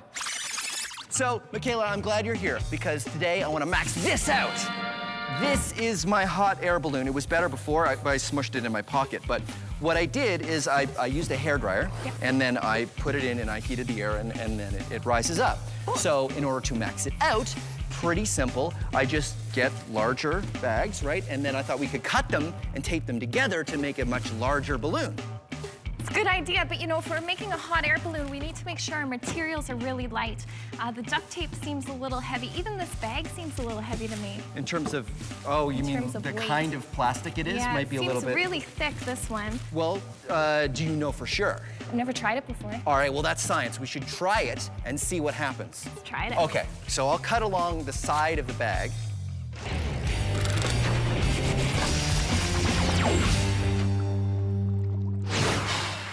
You see that? Carbon dioxide gas. Our bodies breathe in oxygen and breathe out carbon dioxide. Did you see it? Oh, take another look. How about now? No, you didn't see it, right? Because carbon dioxide is invisible unless you freeze it. This is dry ice, frozen carbon dioxide. And this is wet ice. It's not really called wet ice. It's frozen water. Now, you know what temperature water freezes at? Starts with a 0, ends with a, well, it's actually 0 degrees Celsius. And this freezes at -79 degrees Celsius. It's much colder. I have to hold onto it with a glove because if I held onto it with my bare hands, I'd get frostbite. So here's the experiment.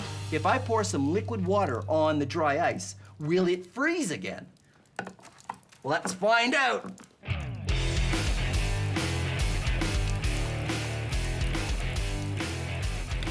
Because the dry ice is so much colder than the freezing point of the water begins to freeze from the bottom up in room temperature air right before our eyes. Whoa! Totally frozen! Cool! Cool. In order to build our hot air balloon, Michaela and I are taking clear garbage bags, cutting them along the seams so they end up as one thin sheet of plastic, and taping them all together with duct tape into a balloon. Okay, so that's how many bags is that? It's like 12 bags. 12, so you think that's big enough? I think so. It's pretty big. Okay, I think we can stop there. Okay, so where's the opening again? I think it's on your side. Hope you didn't duct tape it close. Okay, no, we're good. We're good. So it's going to inflate like this. Wait a minute. Let's make sure it works. Is it working? Kind of. I don't know if it's inflating. Okay, good. So it does inflate. it does hold air, Yeah. right? So should we try it? Yeah, let's try it. Okay, so we're gonna use a hair dryer, right? And now we wait.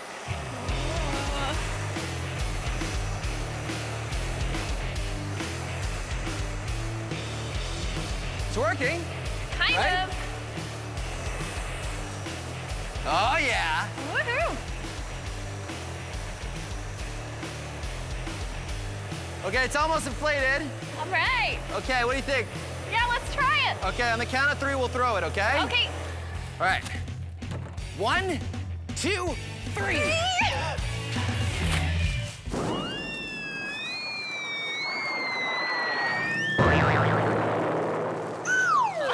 It didn't quite, Not quite. Doesn't- Aw.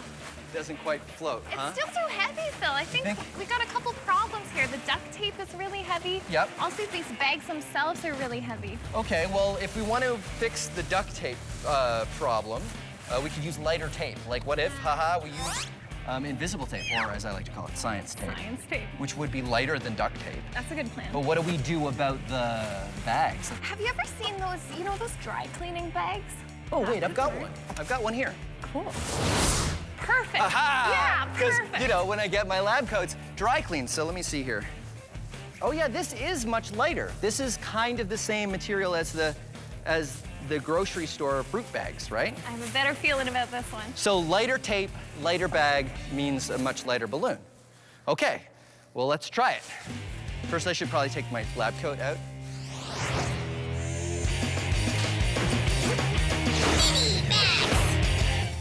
This is water.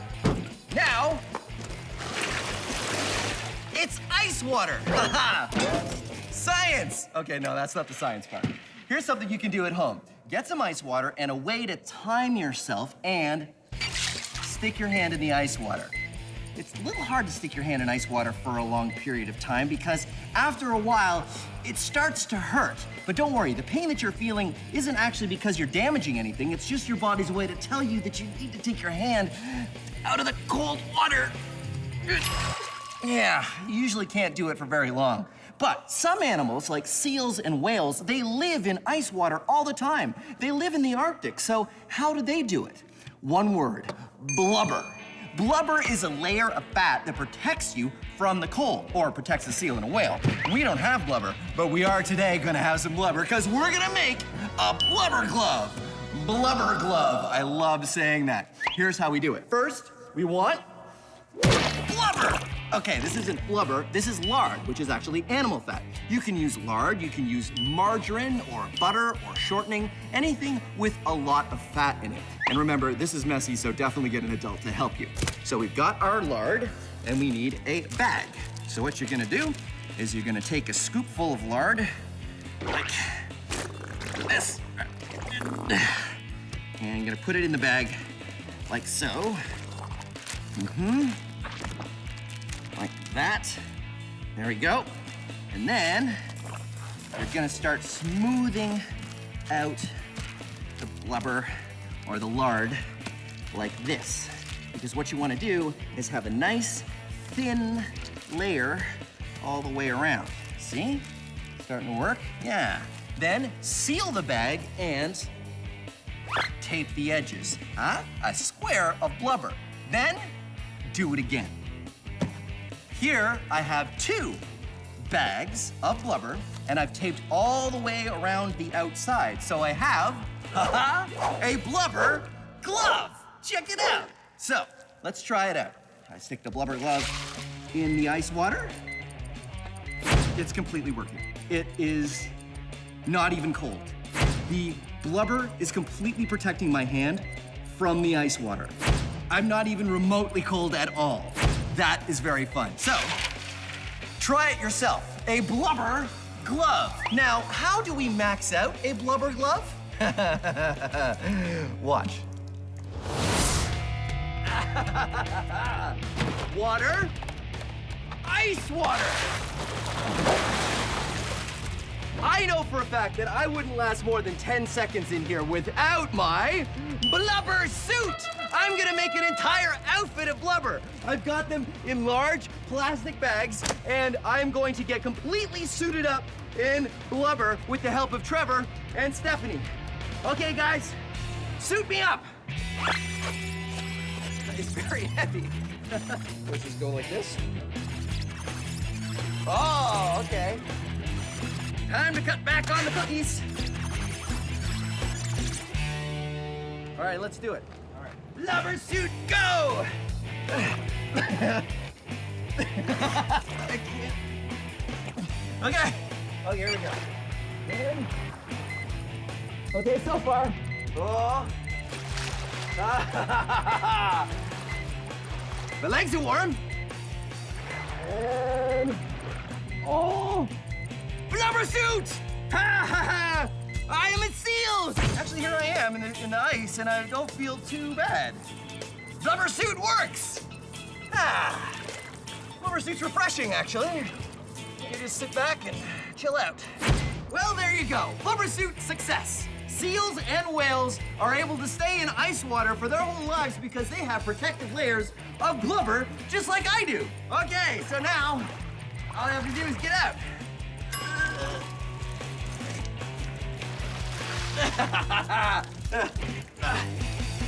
Blubber suit!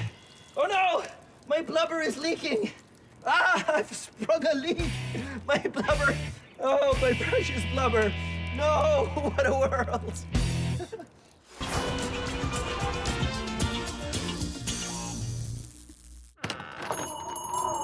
Oh, hey, how you doing? Shut the door, it's cold out there. Cold enough for you, huh? Well, that's nothing. Let me tell you. You know what temperature water freezes at? Yeah, 0 degrees Celsius. But even that is nothing. Let's say it's winter in Winnipeg. It could get down to -20, maybe even -40. But even that's nothing. Liquid nitrogen, -196 degrees Celsius. But even that's nothing. The vacuum of space, -271 degrees Celsius. But even that's nothing. So, what's the coldest temperature? What's the coldest temperature you can have?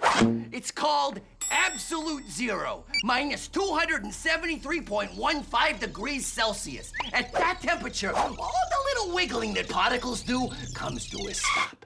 Everything is frozen. No more movement, no more energy. Everything stops. It doesn't get any colder than that. Absolute zero is the ultimate nothing. Brr, time to get your mittens on. Our first hot air balloon didn't float very well. It's still too heavy, Phil. I think we got a couple problems here. So we're making a lighter version out of dry cleaning bags and science tape, both lighter materials than our last version. We also went for more of a square shape than our last version, which kind of looked like a sock. Once we were done assembling, we got the hairdryer and tried it again. Ooh, it's sort of working. Kinda. It's inflating. That's something. Yeah. It's a start. It feels warm, like the hairdryer is actually making a lot of warm air in there. Yeah. This is definitely working better than the last version because it's so much lighter. Yeah. Wait a minute. Almost got it. Oh, Yeah, it's sort of working, right? cool. Kind of. Okay. Ready? Are we testing it? Turning off the hairdryer. Huh. It kind of collapses the moment we turn off the hairdryer. Not what we expected, was it? Yeah. No. I mean, it sort of works. The thing is, our balloon is so big that we need to heat up all of the air that's in there. I don't know if this hairdryer is strong enough. I think you might be right. So we just need something else that pushes heat. Yeah, more heat. So More like power. a heater of some sort. You know, we've got some heaters up in this room actually, and maybe I could just tear one out. We can use that. I like it. Okay. Let's do it. All right. There. Got it. An industrial heater. And this is going to work just the same as our hairdryer. It's going to blow a lot of hot air up here, but this is way more effective than a hairdryer, right? Yeah, way more powerful. So we put the balloon over here, hot air comes up, the balloon inflates, and hopefully flies. Hopefully. All right, let's get the balloon. So we put the balloon on the heater and turned it on. But Doesn't seem like much is happening. that's because the heater pushes less air, but the air is much hotter, which means it took longer, Should we have brought a book? but soon it was inflating. Definitely a better result than the hairdryer. Okay, you ready? I think it's gonna work. It's gonna be awesome. All right. Yep. 1, 2, 3, let go. Lift off. Yeah! It's like a giant jellyfish! That's huge. Uh-oh, it's tilting, it's tilting. No! No! Oh, no, it's going back down. Okay, so the balloon flies, which is great. Awesome. The problem is it turns over in the air. Yeah, I noticed that. And if it turns upside down, then all the hot air comes out and it doesn't fly anymore. I was thinking next time if we make it bigger, what if we had a little weight at the bottom just to keep it stable? Oh yeah, okay, I've seen balloons that have sort of an X, like a very light wood that goes across the opening at the bottom. Oh. Maybe we could tie a piece of rope to that to keep it weighted. And if the bottom is heavier, then it won't flip over upside down, right? Love that idea. So we're gonna weight it at the bottom with a little X so that it doesn't flip over. And we're gonna make a bigger balloon. We're gonna need more bags. Oh, right, back to the bag store. Bag store! Okay. Wait for me! Being a chef is my absolute passion, and cooking up science recipes is my speciality. I'm Buster Beaker, and this is Cooking with Science. Strange. This spoon is no sharper than it was before. Oh, hello. Welcome to Cooking with Science. I'm Buster Beaker, and today we're cooking with coal. Today we're going to learn how to make a drink cool. Look at this bottle of lemonade. It's warm right now and not very refreshing. So what's the best way to cool this down? We put it in ice, right? But did you know there's an even better recipe than ice? You can make ice colder. It's true. All you need to do is add salt. I've got a second bowl of ice and a second jug of lemonade, and I've got 2 digital thermometers. What I'm going to do is add salt to this bowl. What the salt does is starts to melt the ice, and that actually consumes heat. This is called an endothermic reaction, and it absorbs heat, which makes the ice colder. And as you can see, this bowl of ice still sitting at around 0 degrees Celsius, but this bowl -8 and falling. Wow. So there you have it, making something even colder than ice would normally make it. That is a way to make a refreshing glass of lemonade. I'm Buster Beaker, and thank you for joining me on Cooking with Science.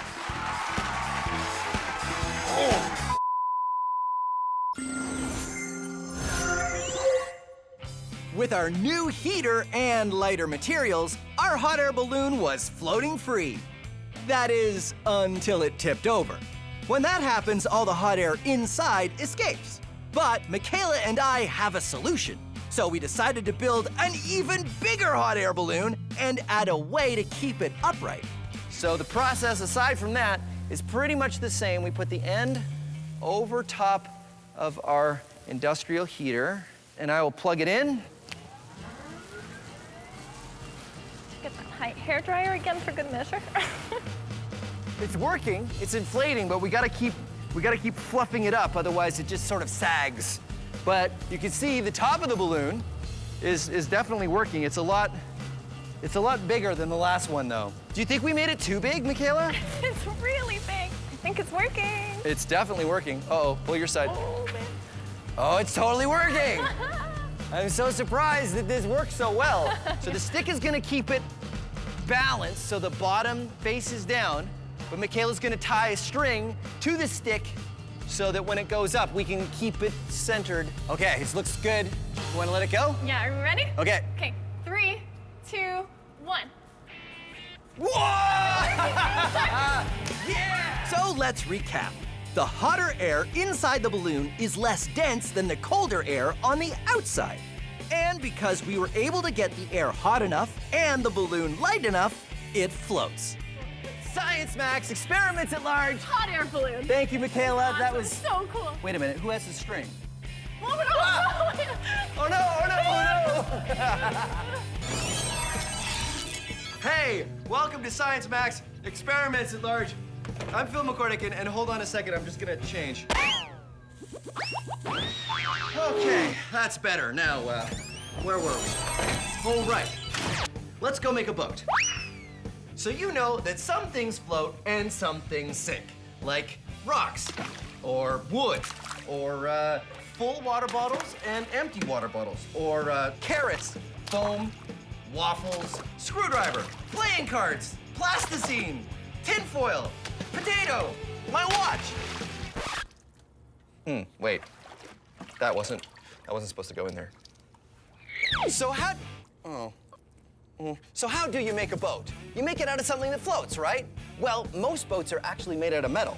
Tinfoil is metal and, well, it sinks. But if you fold tinfoil into a boat shape, it floats. And boats don't only float themselves, but they can hold people and cargo. In fact, there's container ships crossing the ocean at this very moment that are holding thousands of tons of cargo, and they're all made of metal, which doesn't float, it sinks.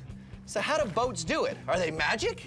No, of course not. Boats are science. And here, you can be science maximites. Get some tinfoil and cut it into the same size pieces and fold a couple different shapes of boats and see which one can hold the most weight before sinking. And now it's time to max it out.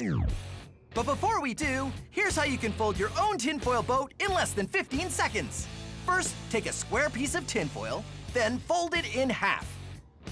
Fold one corner down and the other corner down. Then open it up and ta-da, you're done. If you want instructions on how to fold a more complicated boat, go to our website. I have a feeling I'm gonna need a few extra lab coats for this experiment. Like I was saying, let's max out the tinfoil boat and find out a little bit more about why boats float.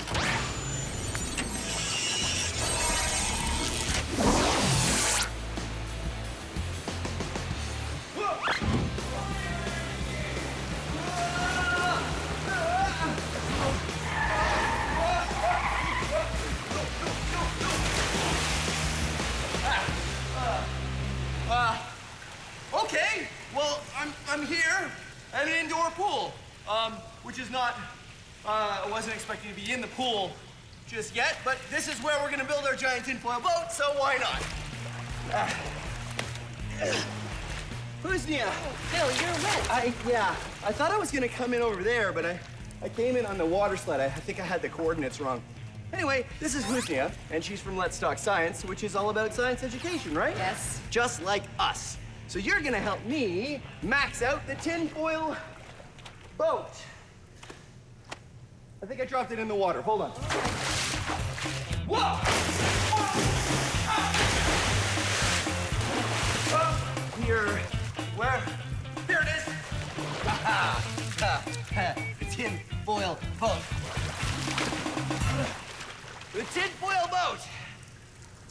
Phil, this is a boat? Well, it looked a lot better before I came down the water slide, but that's the idea, and then we make it bigger. What do you think? I don't think it's gonna work, Phil. Oh, well, why not? Tinfoil is very thin, and it might not hold the shape of the boat. Well, I still think we should use tinfoil, though. Why? Well, because the small experiment was tinfoil, and I bought all of this tinfoil. Then let's do it. Tinfoil? Okay, high five. I'll take the tinfoil, and you take that, and I'm gonna have to dry off at some point. Welcome to Shipbuilding for Pirates. I'm Swubby, and I've built some of the finest pirate ships for some of the finest pirates this side of the Caribbean. And I can teach you to do the same. But first, you need to know your basics. Mass and volume. Let's start with volume! But not that kind of volume. Which of these two chests do you think has more volume? Right, this one here. Which of these two balloons do you think has more volume? Right, this one here. Volume is how much space something takes up. Which of these two chests has more volume? That's right, they're the same. But which of these two chests has more mass? Which is heavier? Hard to tell, isn't it? But What if I told you that this one was empty and this one was full of treasure? Oh, loonies. Now, which one has more mass? That's right, this one. These two chests have the same volume, but this one has more mass. This chest has more volume than that one, but this one... My loonies! That chest does not have as much mass.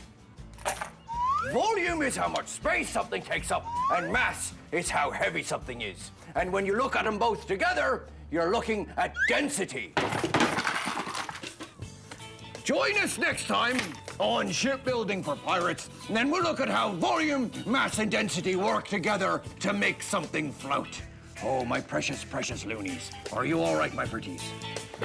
They can't talk, so I'm not sure what they're saying.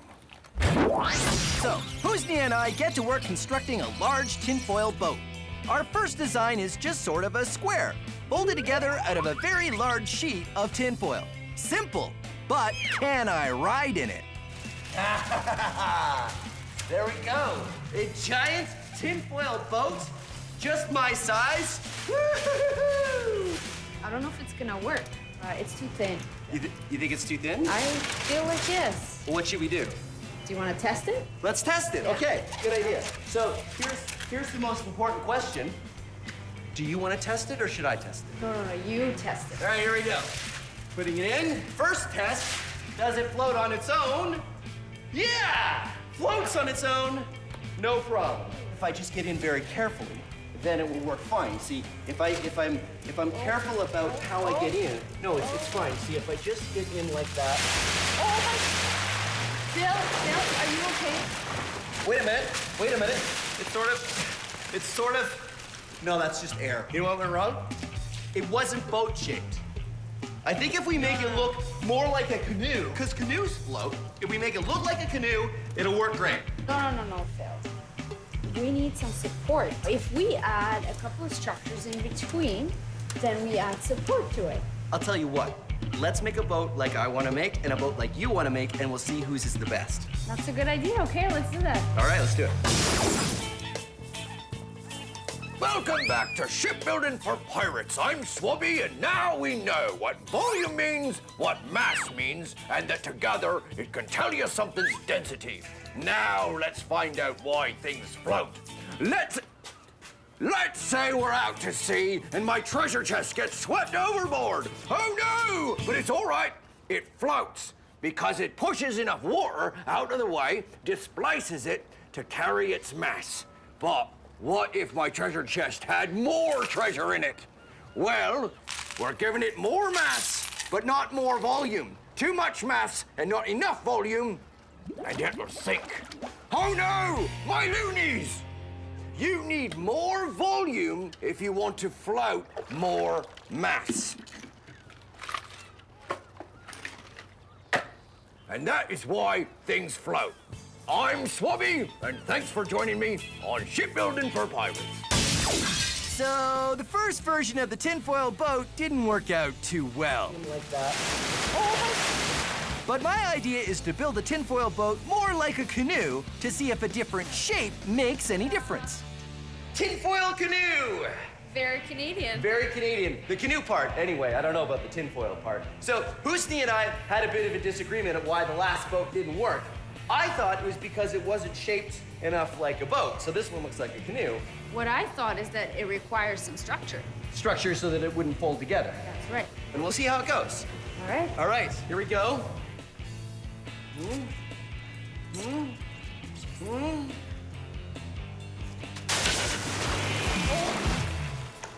Did it work? No. Okay, your idea next.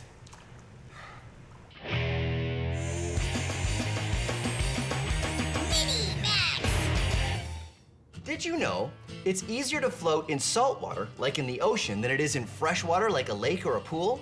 That's because not all liquids are created equal. They have different densities. This is fresh water, or it doesn't have anything in it. And this is sugar.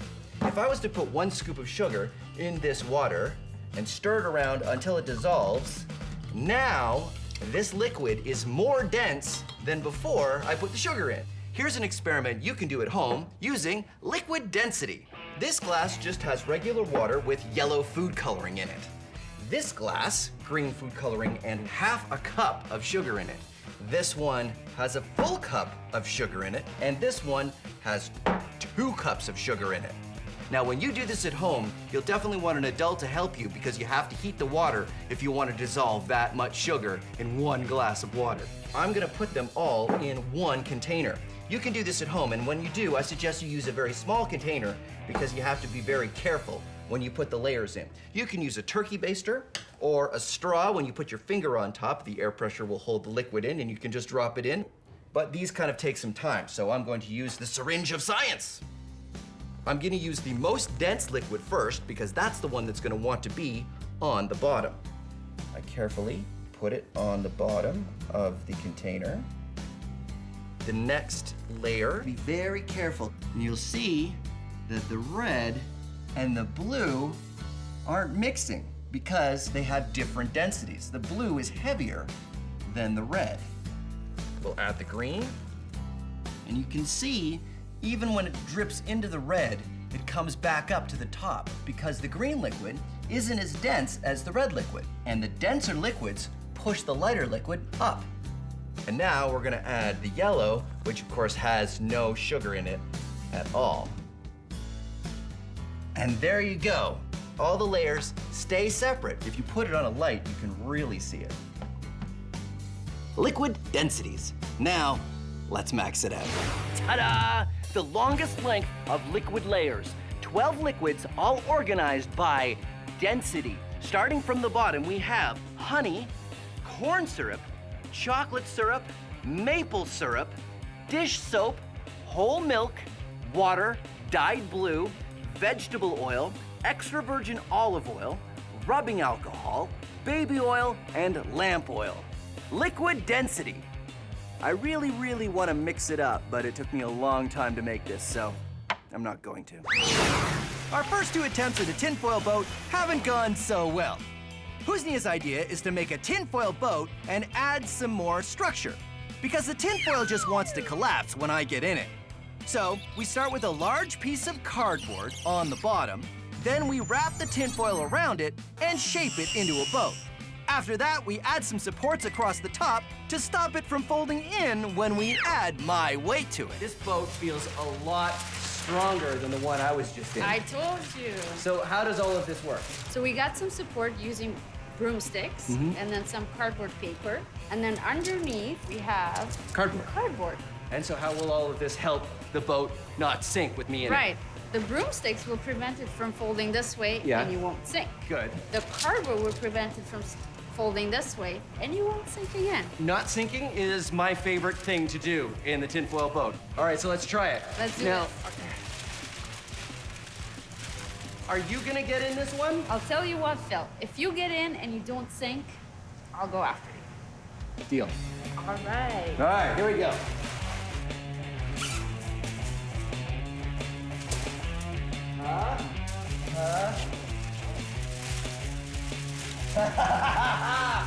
It's sort of working. Oh no, water's coming in. It's sort of working. It's almost working. Uh-oh. Wow. No, go. No.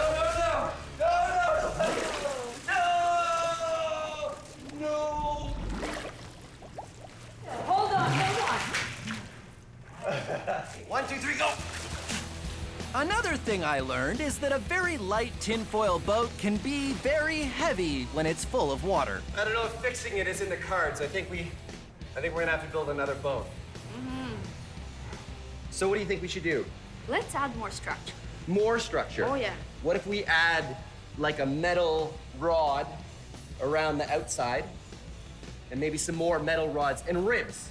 And we wrap it all in tinfoil, and you think it'll work? Let's give it a try. Let's give it a try. Don't worry about it. I got this. No, I'll get it. I'll get it. Sure?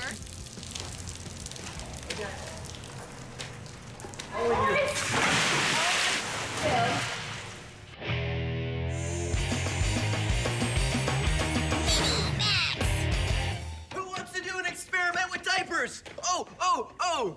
no, I'm serious. You may have a little brother or sister at home, which means you probably know where you can find some diapers. But there are two things you need to remember. First, ask an adult if you can use the diapers for your experiment. And two, only use unused diapers, okay? Okay.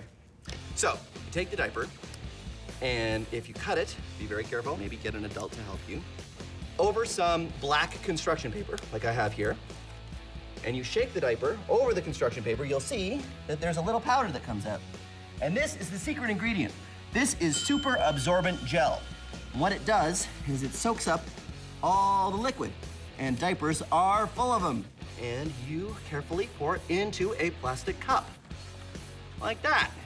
Now you can see I have already done it with a number of diapers. It's important to use a plastic cup because it's a little messy, although it's non-toxic, it's totally safe, but it's still easier to clean up by just throwing the cup away. Now, add some water, and what happens is this super absorbent gel absorbs the water and turns very quickly into a paste. Look at that. Now, let's max it out. 5 kilograms of super absorbent gel, 500 liters of water. Now, it is time to do science!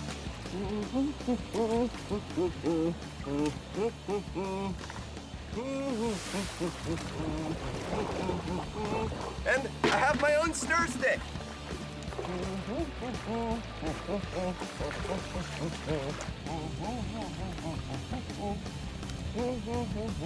Yep, definitely coming along.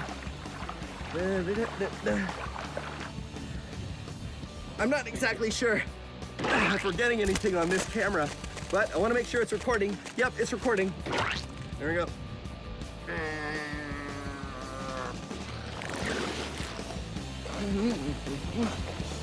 It is definitely turning solid. Well, there you go. The giant super absorbent gel experiment.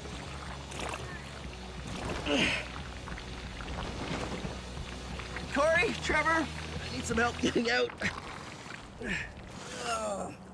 How many outfits have I been through in this episode?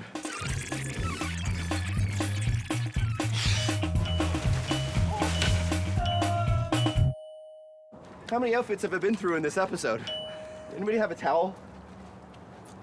There you go. Thanks, buddy. That's great. Husnia's idea of adding structure to the tinfoil boat was definitely right. We just needed to go further. So we did it again. This time, we made a much larger boat.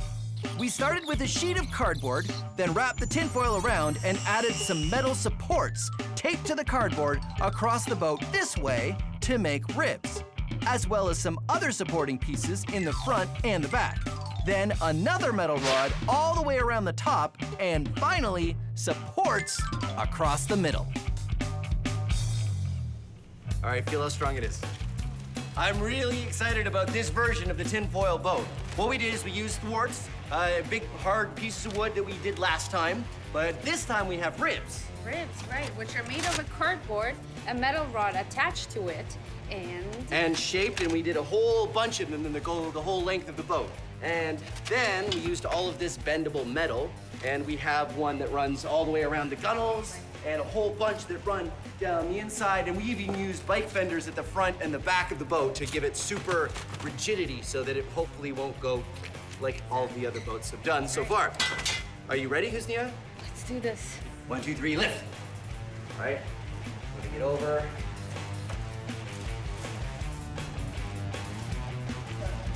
It floats, but that doesn't tell us anything because they've all floated at this point. It's only when I get into it. Okay, here we go. All right.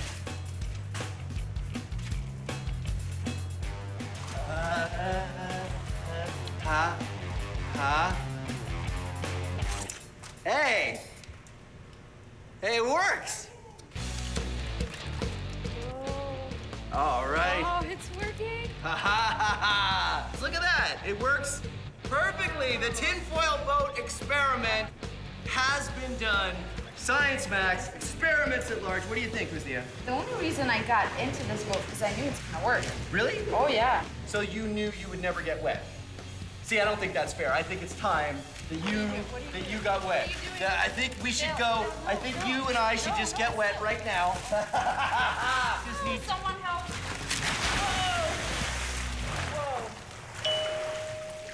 You're still dry, aren't you? That is so unfair.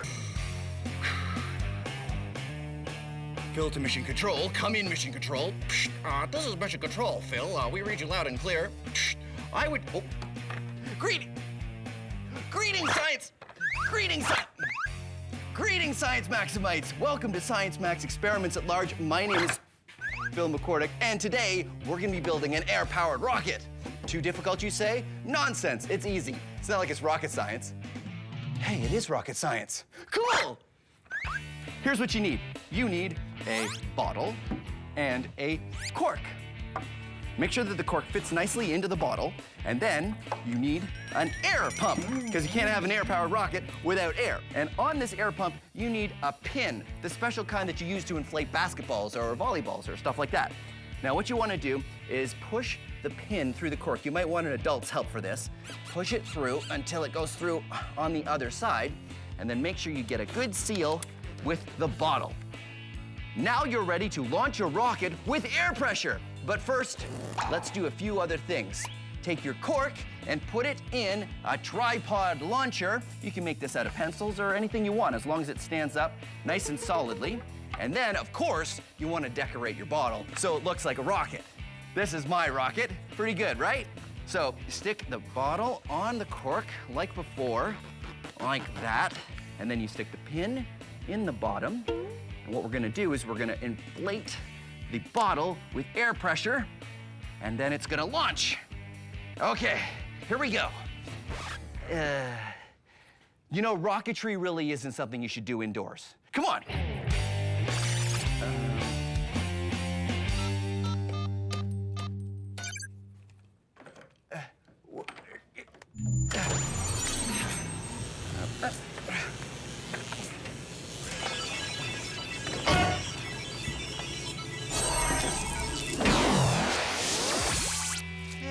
This was supposed to be a field. What's going? Why are there? Oh, it's in my shoe. Oh, this will do nicely. Now, don't forget to do this with an adult, and don't forget your safety glasses. Now set up the rocket in a nice big open area, and make sure it's pointed away from you. And then what you do is you pump the air pump. And it puts air into the rocket, which pushes down on the water, which will push down on the cork, until eventually...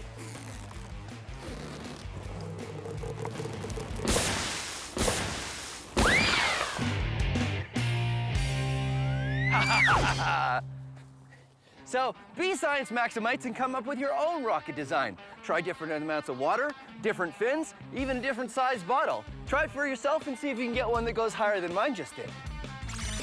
How did I get in? I think it was this way.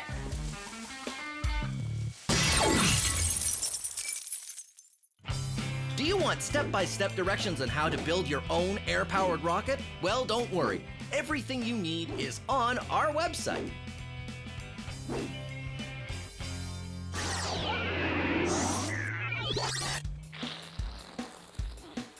All right, now it is time to max out our air-powered rocket. I've got Adam here. Hey, Adam. Hey, Phil. How you doing? Good, how are you? Good. Adam's from Logix Academy, and you guys go into schools and talk about science. We do. Fantastic. Do you guys do a air-powered rocket? Yes, exactly. Does it look like this one? Looks exactly like that. Oh, that's great. So how do we max this out? So we want to add more pressure to this bottle to try to get it to launch a little bit higher. More air. More air. Great, so what do we do? So we're gonna use one of these. Ooh. It's an air compressor. Right, which works a lot like the bike pump, right? Yeah, exactly. Cool. So we're gonna have compressed air coming from here through this tube into underneath here, yeah, and out that nozzle there, and you're going to put your bottle on top. And out the nozzle like into that. the bottle, like that. Yep, and now we want to be able to hold it in place. So we're gonna have these little fingers here that are actually gonna work to hold it until we want to let it go. So we're gonna lock it in place. Oh yeah, look at that. Totally locked. Exactly. And then what? How do we launch Now, it? you're gonna take this cord and go a safe distance away, and we are going to pull it. And then we would pull it. Which one do you want to start with? I think we should use this one here. Okay, great. Now we put water in it, right? Yep, you're gonna put water in there. Why do we use water? So the water is gonna act to push the rocket up into the air. The compressed air in here is gonna shoot the water out the back, and the water is gonna push on the rocket and make it launch. It's just to give it a little extra push. How do I get it on there without spilling any water? So just rest it next to the Just go launcher fast? there. Yeah, just go really fast. Ooh. There you go. There we A go. little bit. Haha. And then lock it in place. Locking it in place. There's no Okay. air pressure in the hose yet, right? Not yet, no. First, we have to spool out the launch cord. So the air compressor has the compressed air in it. It's ready to go. Yep, it's all ready to go. We just need to connect the hoses. Adam, I've noticed it's snowing a little bit. Do you think that's any reason why we should stop? I don't think so. No, the science must go on. Blast shields down. Connecting hoses. When we connect the air hose, the pressure from the compressor travels down the line and into the bottle. You can see the bubbles of air going in. Those bubbles are carrying more air into the bottle, giving it more pressure. Here we go.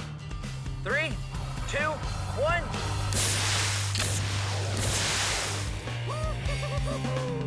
All right, another rocket. Let's do it again. Launching in 3, 2, 1. Woo! Nice. Success. Success. Nice.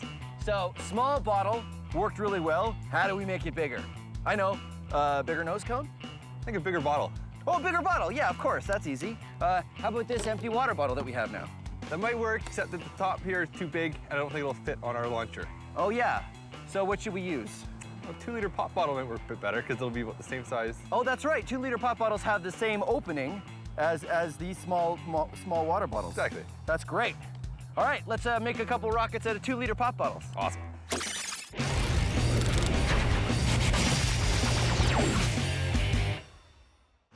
Pressure happens when you squeeze something or compress it. Solids do not compress very well. I will demonstrate. Solid? Is it compressing? No, okay. Liquids don't compress very well either. You can demonstrate this for yourself by getting a plastic water bottle and filling it right to the very top with water and putting on the cap and squeezing. You'll find that you can't really squeeze the bottle very much. But if you empty out half of the water, no, don't pour it on the floor, and then put the cap back on the bottle and try to squeeze it, you'll find that you can squeeze it a lot more. That's because gases compress much easier than solids or liquids. Here's what's going on. Say this container is, well, any container, and these magnets are air molecules. Now I'm gonna put the magnets in pole to pole so they repel each other and wanna stay a certain distance apart, just like air molecules do.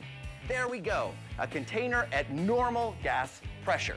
Now watch what happens when I add more gas molecules. They start to get squeezed together.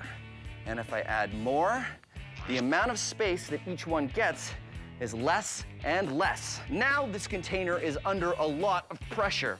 These molecules really want to escape through the top of the container, but they can't because I'm holding them down.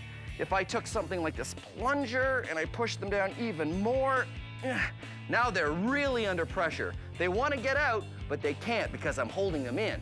Now watch what happens when I let them go. They all pop out the top, and the container has returned to normal gas pressure. That's what happens when we put gas in a container like this one.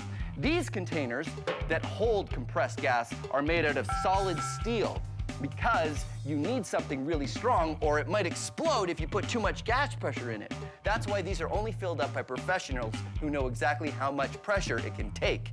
That is the power of pressure. Our air-powered rocket was working pretty well, but there's always room to max it out. In order to do that, we need to understand how it works. First, we fill the bottle almost halfway with water, then we add air to the bottle. The air pressure builds up, and the air presses down on the water. The rocket takes off when we pull on the release valve, which was blocking the opening of the bottle. Once that happens, the air pushes out the water. It's the water that gives us our thrust, so the water is very important. Once all the water is gone, the air escapes and the bottle returns to normal air pressure. But by that time, it's high in the sky. Now the plan is to use 2-liter bottles instead of regular water bottles to see if they work better. Now we've made a few more rockets out of 2-liter bottles, and I'm gonna fill this one up with water, and we're going to fire it again and see what happens. Now, the idea is that these will work better because they have more volume, and more volume means we could possibly put more air pressure in. It's hard to know until you try it, of course. But the other reason why it might work better is 2-liter bottles generally hold carbonated beverages, which means they already have to be made a little stronger than regular water bottles because they have to hold in the carbonation, which is just like air pressure. All right, ready to go. Okay, here we go. You ready, Adam? Yep. Okay, blast shield down. Pressurize! 3, 2, 1.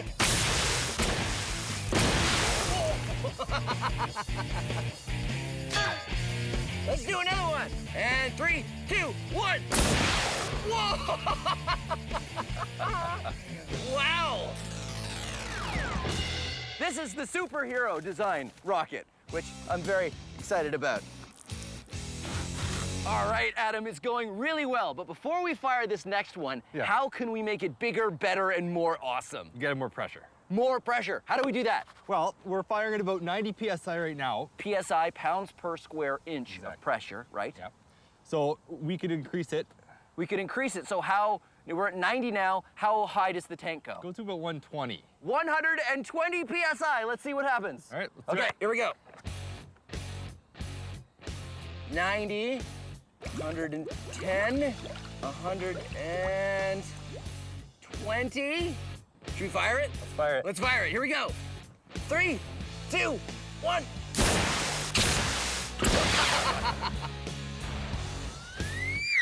All right. Hey, actually, it worked okay. There's just a piece missing here, but I think the bottle is still okay. Yeah. So, 2-liter bottle, full pressure. I think we can still make something even better, even more maxed out. What if we used an even bigger bottle? You know the 5-liter ones that you see on a water cooler? Yeah. You think we can use one of those? Definitely. I think we could use that. We need to change the mouthpiece size Oh, right. Yes. to fit our launchers. Well, let's do it. Do it.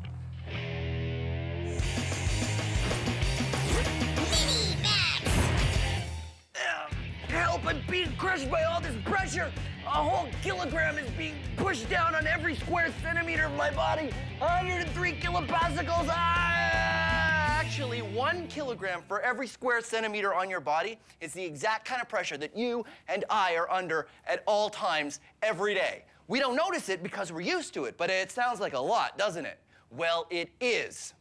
Here's an experiment you can do with a plastic bottle. Say at room temperature, there are 10 million air molecules in here. Doesn't really matter how many, but we'll say there's 10 million at normal room temperature. What happens if I heat up the air inside this bottle? This is warm water. What I'm trying to do is heat up the air inside the bottle because the air molecules, when they get hotter, move faster and need more room. So the 10 million air molecules are starting to escape out the mouth of the bottle and reducing the number of air molecules inside. And now I take the bottle out and cap it. Because the air molecules heated up and speeded up, they needed more room. Now there's less of them in the bottle. There's about 4 million air molecules inside this bottle, but they're all hot air molecules and they have a higher pressure, and you don't notice it because the air out here isn't crushing the bottle. But watch what happens if I cool the air inside the bottle. This is ice water. So what's happening now is the molecules are slowing down and they need less space. So they need less room and they're being crushed by the pressure on the outside of the bottle. It has been crushed because the colder air molecules don't need the same kind of room as the hot air molecules. The room temperature air has crushed the bottle. The air inside has a lower pressure than the air outside. Pretty amazing. Even more amazing when we max it out.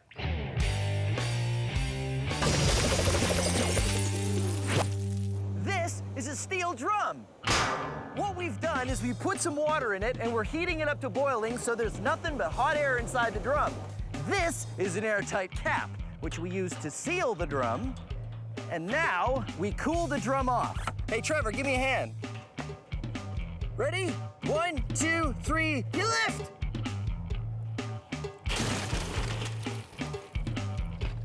That's good. This pool is filled with ice. What we're doing now is cooling off the steel drum, which will cool off the air inside it, which means eventually the air inside the steel drum will be a much lower pressure than the air outside the steel drum. Because this steel drum has a lot more volume than a 2-liter pop bottle, it takes a lot longer for the air to cool down. The other thing to think about is that it's a steel drum. I could stand on it and it wouldn't even dent. But sure enough, after a few minutes... Whoa! Check it out! The barrel has totally crushed. The low pressure air inside the barrel wasn't enough to withstand the force of the regular air pressure that you and I walk through every day. The air pressure all around us is enough to crush a steel drum. How cool is that? Our air-powered rockets have been working really well, but we still want to go further. Since the 2-liter bottle worked better than the water bottle, we think increasing the size again might make it more awesome. So now the plan is to switch our 2-liter bottle with a 20-liter water cooler jug and make a rocket out of that. Because the launcher nozzle, which holds the bottle in place till we're ready to launch it, isn't going to fit the opening of this bigger jug, we've decided to use the cap that came with the jug. If we screw the cap on, it'll work sort of like the cork. The air pressure will press down on the water and keep pushing against the cap until the cap has a catastrophic failure, which is a very cool way of saying that eventually the cap will break and the bottle will shoot into the sky. 20-liter water cooler jug filled with some water. This is the cap that'll work sort of like the cork. We put the air pressure in there, the cap can't take it anymore, pops off, and the thing flies, hopefully. Let's find out. Okay, that looks good. There. Let's do this. Go for pressure! Uh-oh. Uh-oh.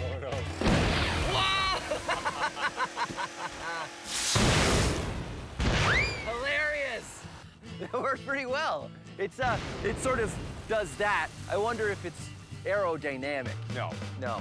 So, what else can we do to make it even more maxed out? I think we've used the 2-liter bottles. It worked really well. The 2-liter bottles Yeah. are the best, right? I think so. So, what do we do? I think we probably stack them. We stack them on top of each other. Yeah. That worked. I like that. So we put a whole bunch of them together. Yeah.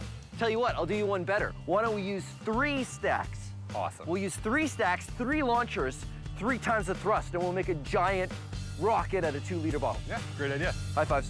Here we go.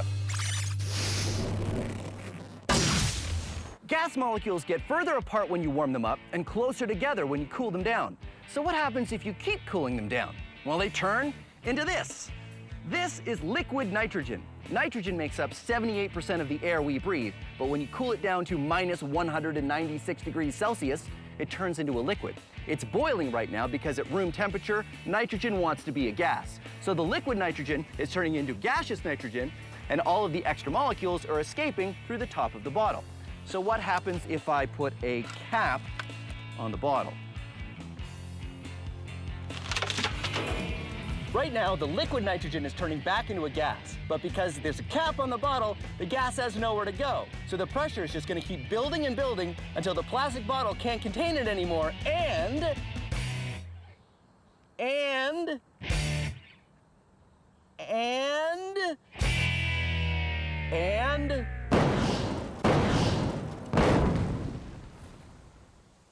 it pops like a balloon. Science! Our rockets have gone from small to bigger to even bigger. Now the plan is to use 3 2-liter bottles and create columns of them into a giant rocket. We pressurize them just like we did before, but with more thrust, it might work even better. Even if it doesn't work better, I'm pretty excited about this new plan. Giant rocket!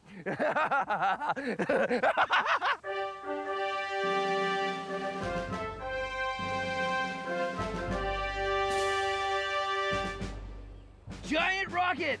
You ready? I'm ready. Okay, blast shields down. Connecting hose. Dialing up pressure.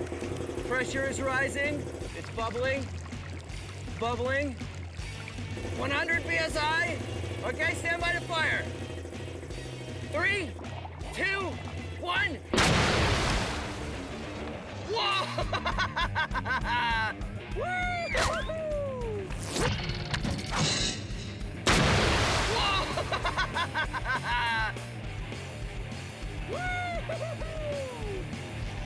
Awesome! Yeah, let's go check it out. Well, there you have it. Rocket Science Max. Experiments at large. Well done. Nicely, nicely done. Do you think we could fire it again? Yeah, it looks like it needs some repairs, though. Greetings, Science Maximites. Take a moment and imagine with me, if you will, a time when the only way to light your house was with candles or oil lamps. There was no electricity. That meant no power tools, no video games, no telephones, and worst of all, no TV. Fortunately, we live in a world of electricity. If you've ever lost power in your city or neighborhood, you know how hard it is to get by without electricity, even for one day. But where does it all come from? Where do we get this electricity that we use all the time? We make it. That's the cool thing. And I can show you how to make it as well. Check it out. All you need is an electric motor.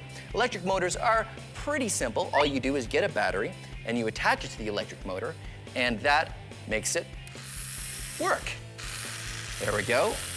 Attached to the battery, it spins. But if you spin the electric motor, it creates electricity.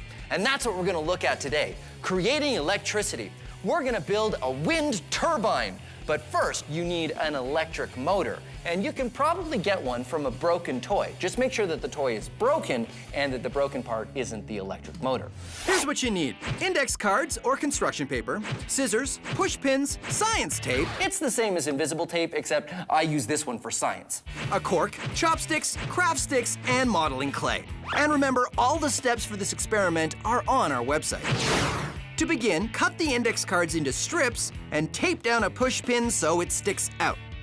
Then fold over the index card and tape it together. Then stick the pin into the cork and repeat that step. If you want as many blades as you can get on your fan, you're welcome to do that. Next, take your modeling clay and stick the chopsticks in, then tape the craft sticks in between with science tape. Then take the motor and stick the cork on the end, then wedge the motor in between the craft sticks and tape it down so it stays put. And there you go, a fan that will spin in the wind. You want to adjust the fan blades so they all face on a bit of an angle. That way they will catch the wind and spin. There we go. Now when it spins, it will create electricity. I'll show you with this. It's a multimeter. And a multimeter measures little amounts of electric current. There.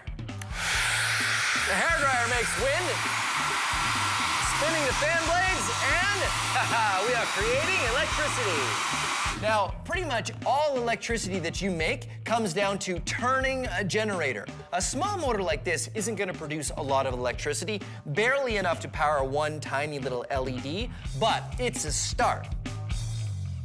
And a good start is all we need, because today on Science Max Experiments at Large, we're gonna look at all kinds of different ways of generating electricity. Plus, I wanna find out just how much electricity one human being can generate.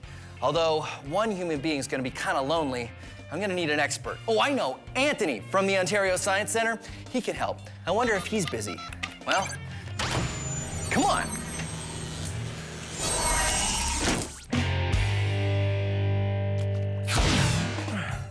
Oh, Anthony! Phil?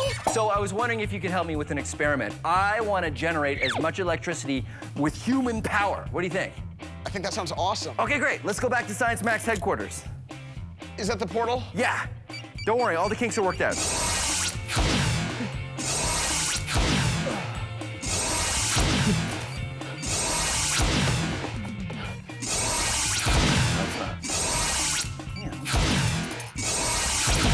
what it is. It's this.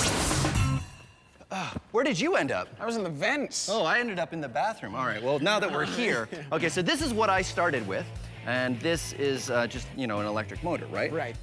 So you can generate electricity, you spin it, so I figured in order to generate more electricity, you get a bigger generator? Exactly, yeah. The bigger the generator, the bigger the magnet, the more the copper, the more the electricity. Oh, well, you know what we should do is we should just get an even bigger one, like a giant one that they use in like in a power plant or something, or? Not quite. That would be too big for a person to be able to turn. It'd just be impossible. So you think this is a good size? I think this is great size. Okay, so that's good. This is called a multimeter. We're gonna hook up the wires. I will do black to black. Black to black. To red.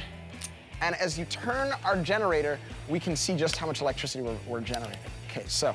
Here, you hold on to that. This, and I'll turn the generator. Now it's time to play How Much Electricity Did They Make? 2.4 volts, yeah, it's not bad. Oh, 2.4, yeah, it's not great. That's just enough to power a small LED flashlight. Better keep trying, boys. I got some handles here that we're going to attach to the end of the generator so we can spin it. Okay, let's try.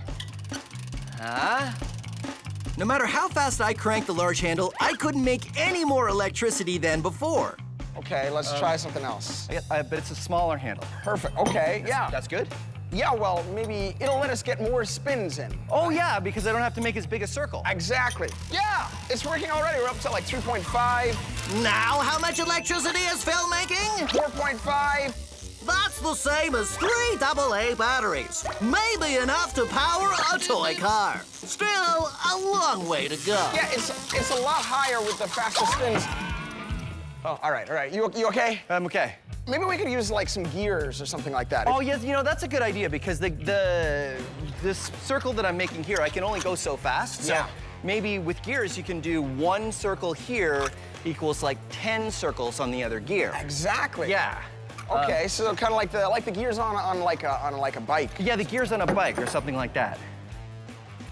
A bike! Of course! Oh. Yeah, so we get a bike and we attach the back tire to the generator. The generator, and then you can use the pedals of the big gear to power the small gears. Okay, great. We'll go get a bike. Yeah. Yeah, high five. All right. Oh, right, they're over here.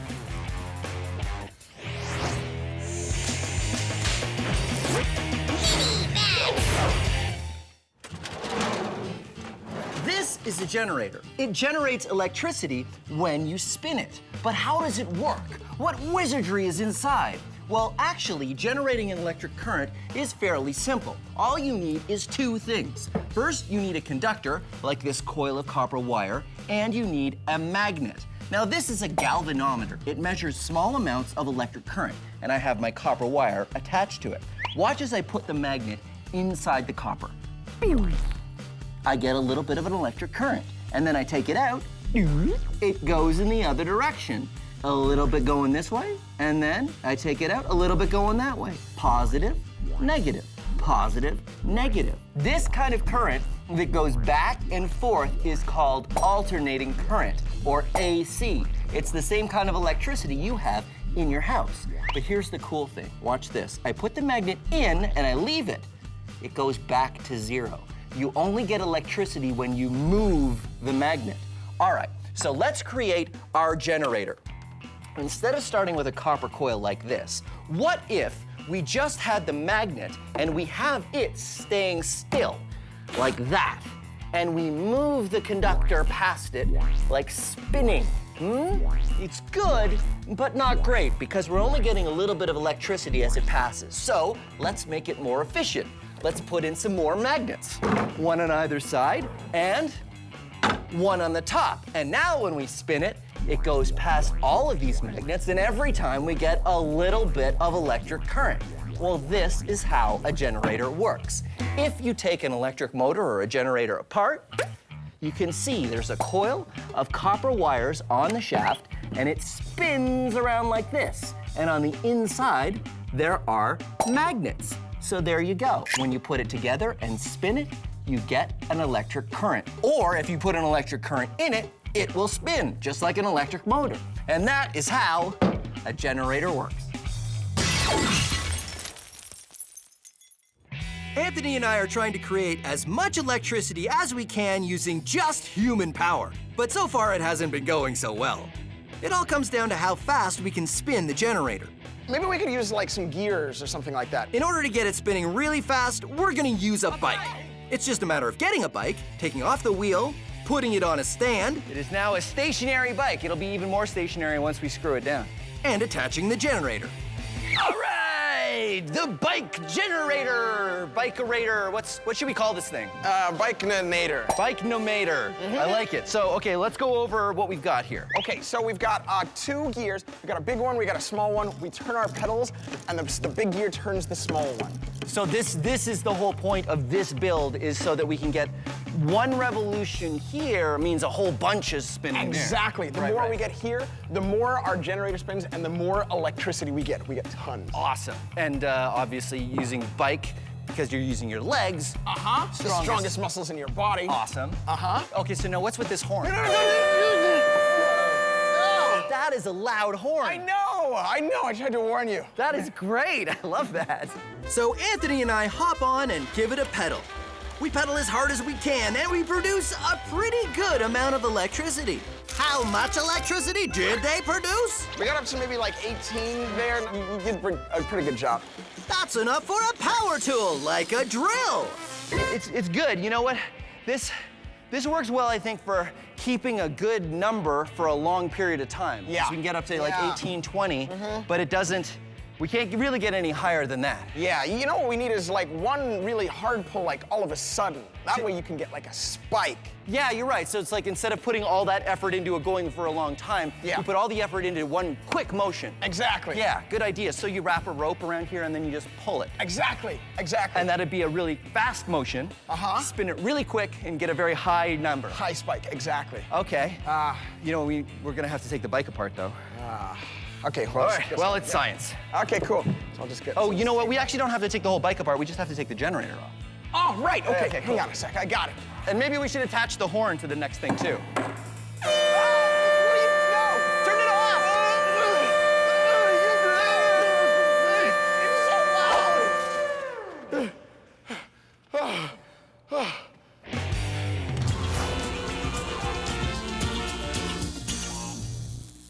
So you want to generate some electricity.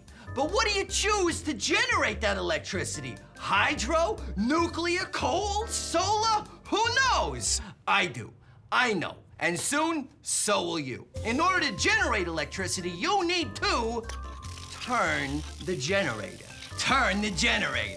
One of the most common ways to turn the generator is to use one of these. It's a steam engine. Usually they're a lot bigger. You see, you heat the water to boil it and turn it to steam, which works a piston, which turns the generator. Huh? Pretty amazing, right? But what it really boils down to is heating water to make steam. Boil water to make steam to turn the generator. Coal power. Burn the coal to boil water to make steam to turn the generator. Natural gas. That's different, right? Nope. Burn the gas to boil water to make steam to turn the generator. Nuclear power. That's different, right? Nope. It creates heat, which you use to boil water to make steam to turn the generator. Wind power. We don't even need heat for that. Just use the wind to spin the fan to turn the generator. Hydropower. Just pour water across something that spins to turn the generator. No matter what, making electricity always comes down to turning the generator. It's always yada yada, yada yada, turn the generator. Except for solar. Solar does not work like that. But other than that, it's always yada yada, yada yada to turn the generator. And now you know your electricity generation. Hey, Ramona, you wanna come and give me a hand over here? My arm is getting tired.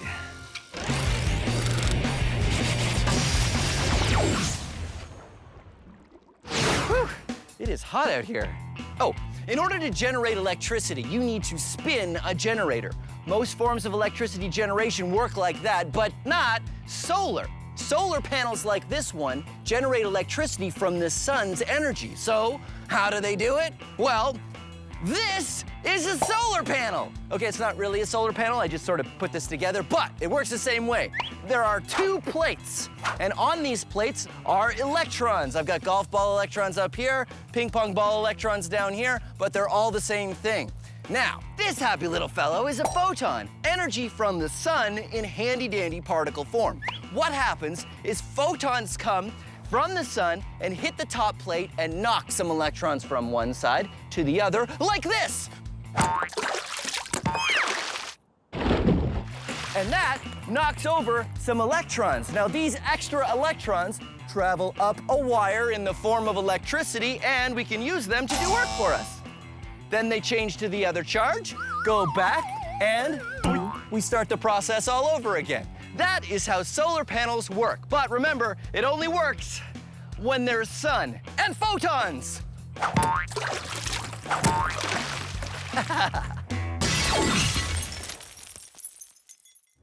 Anthony and I are trying to generate electricity using human power.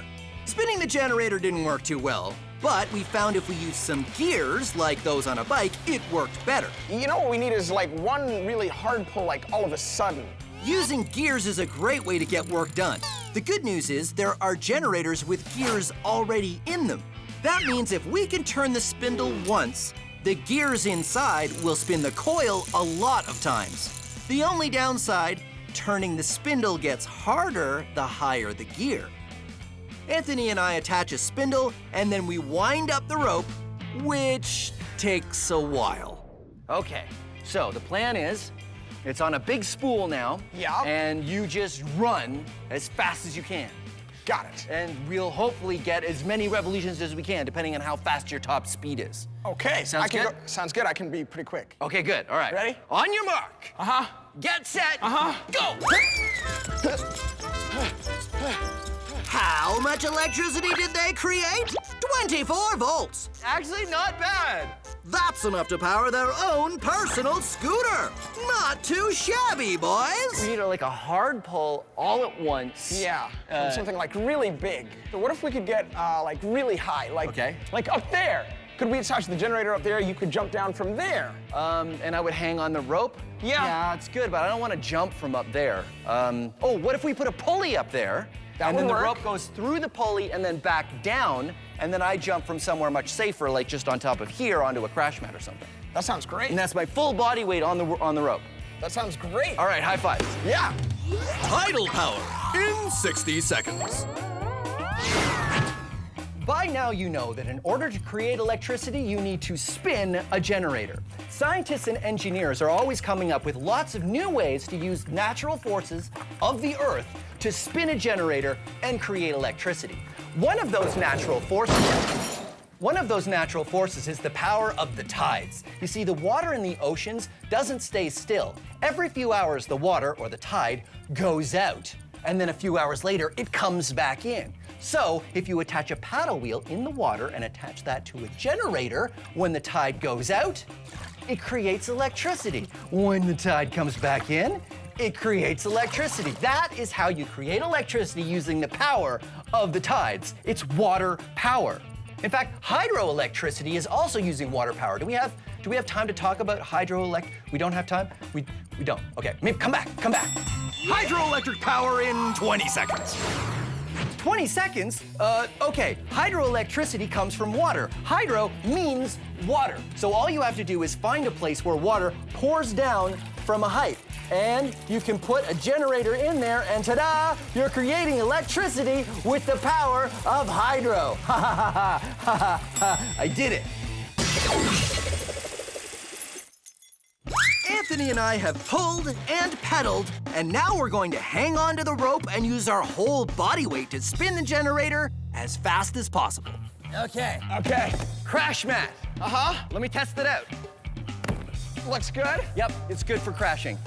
So I go up here. Uh-huh. Okay, I go up here. Climb on up. We'll get you the rope.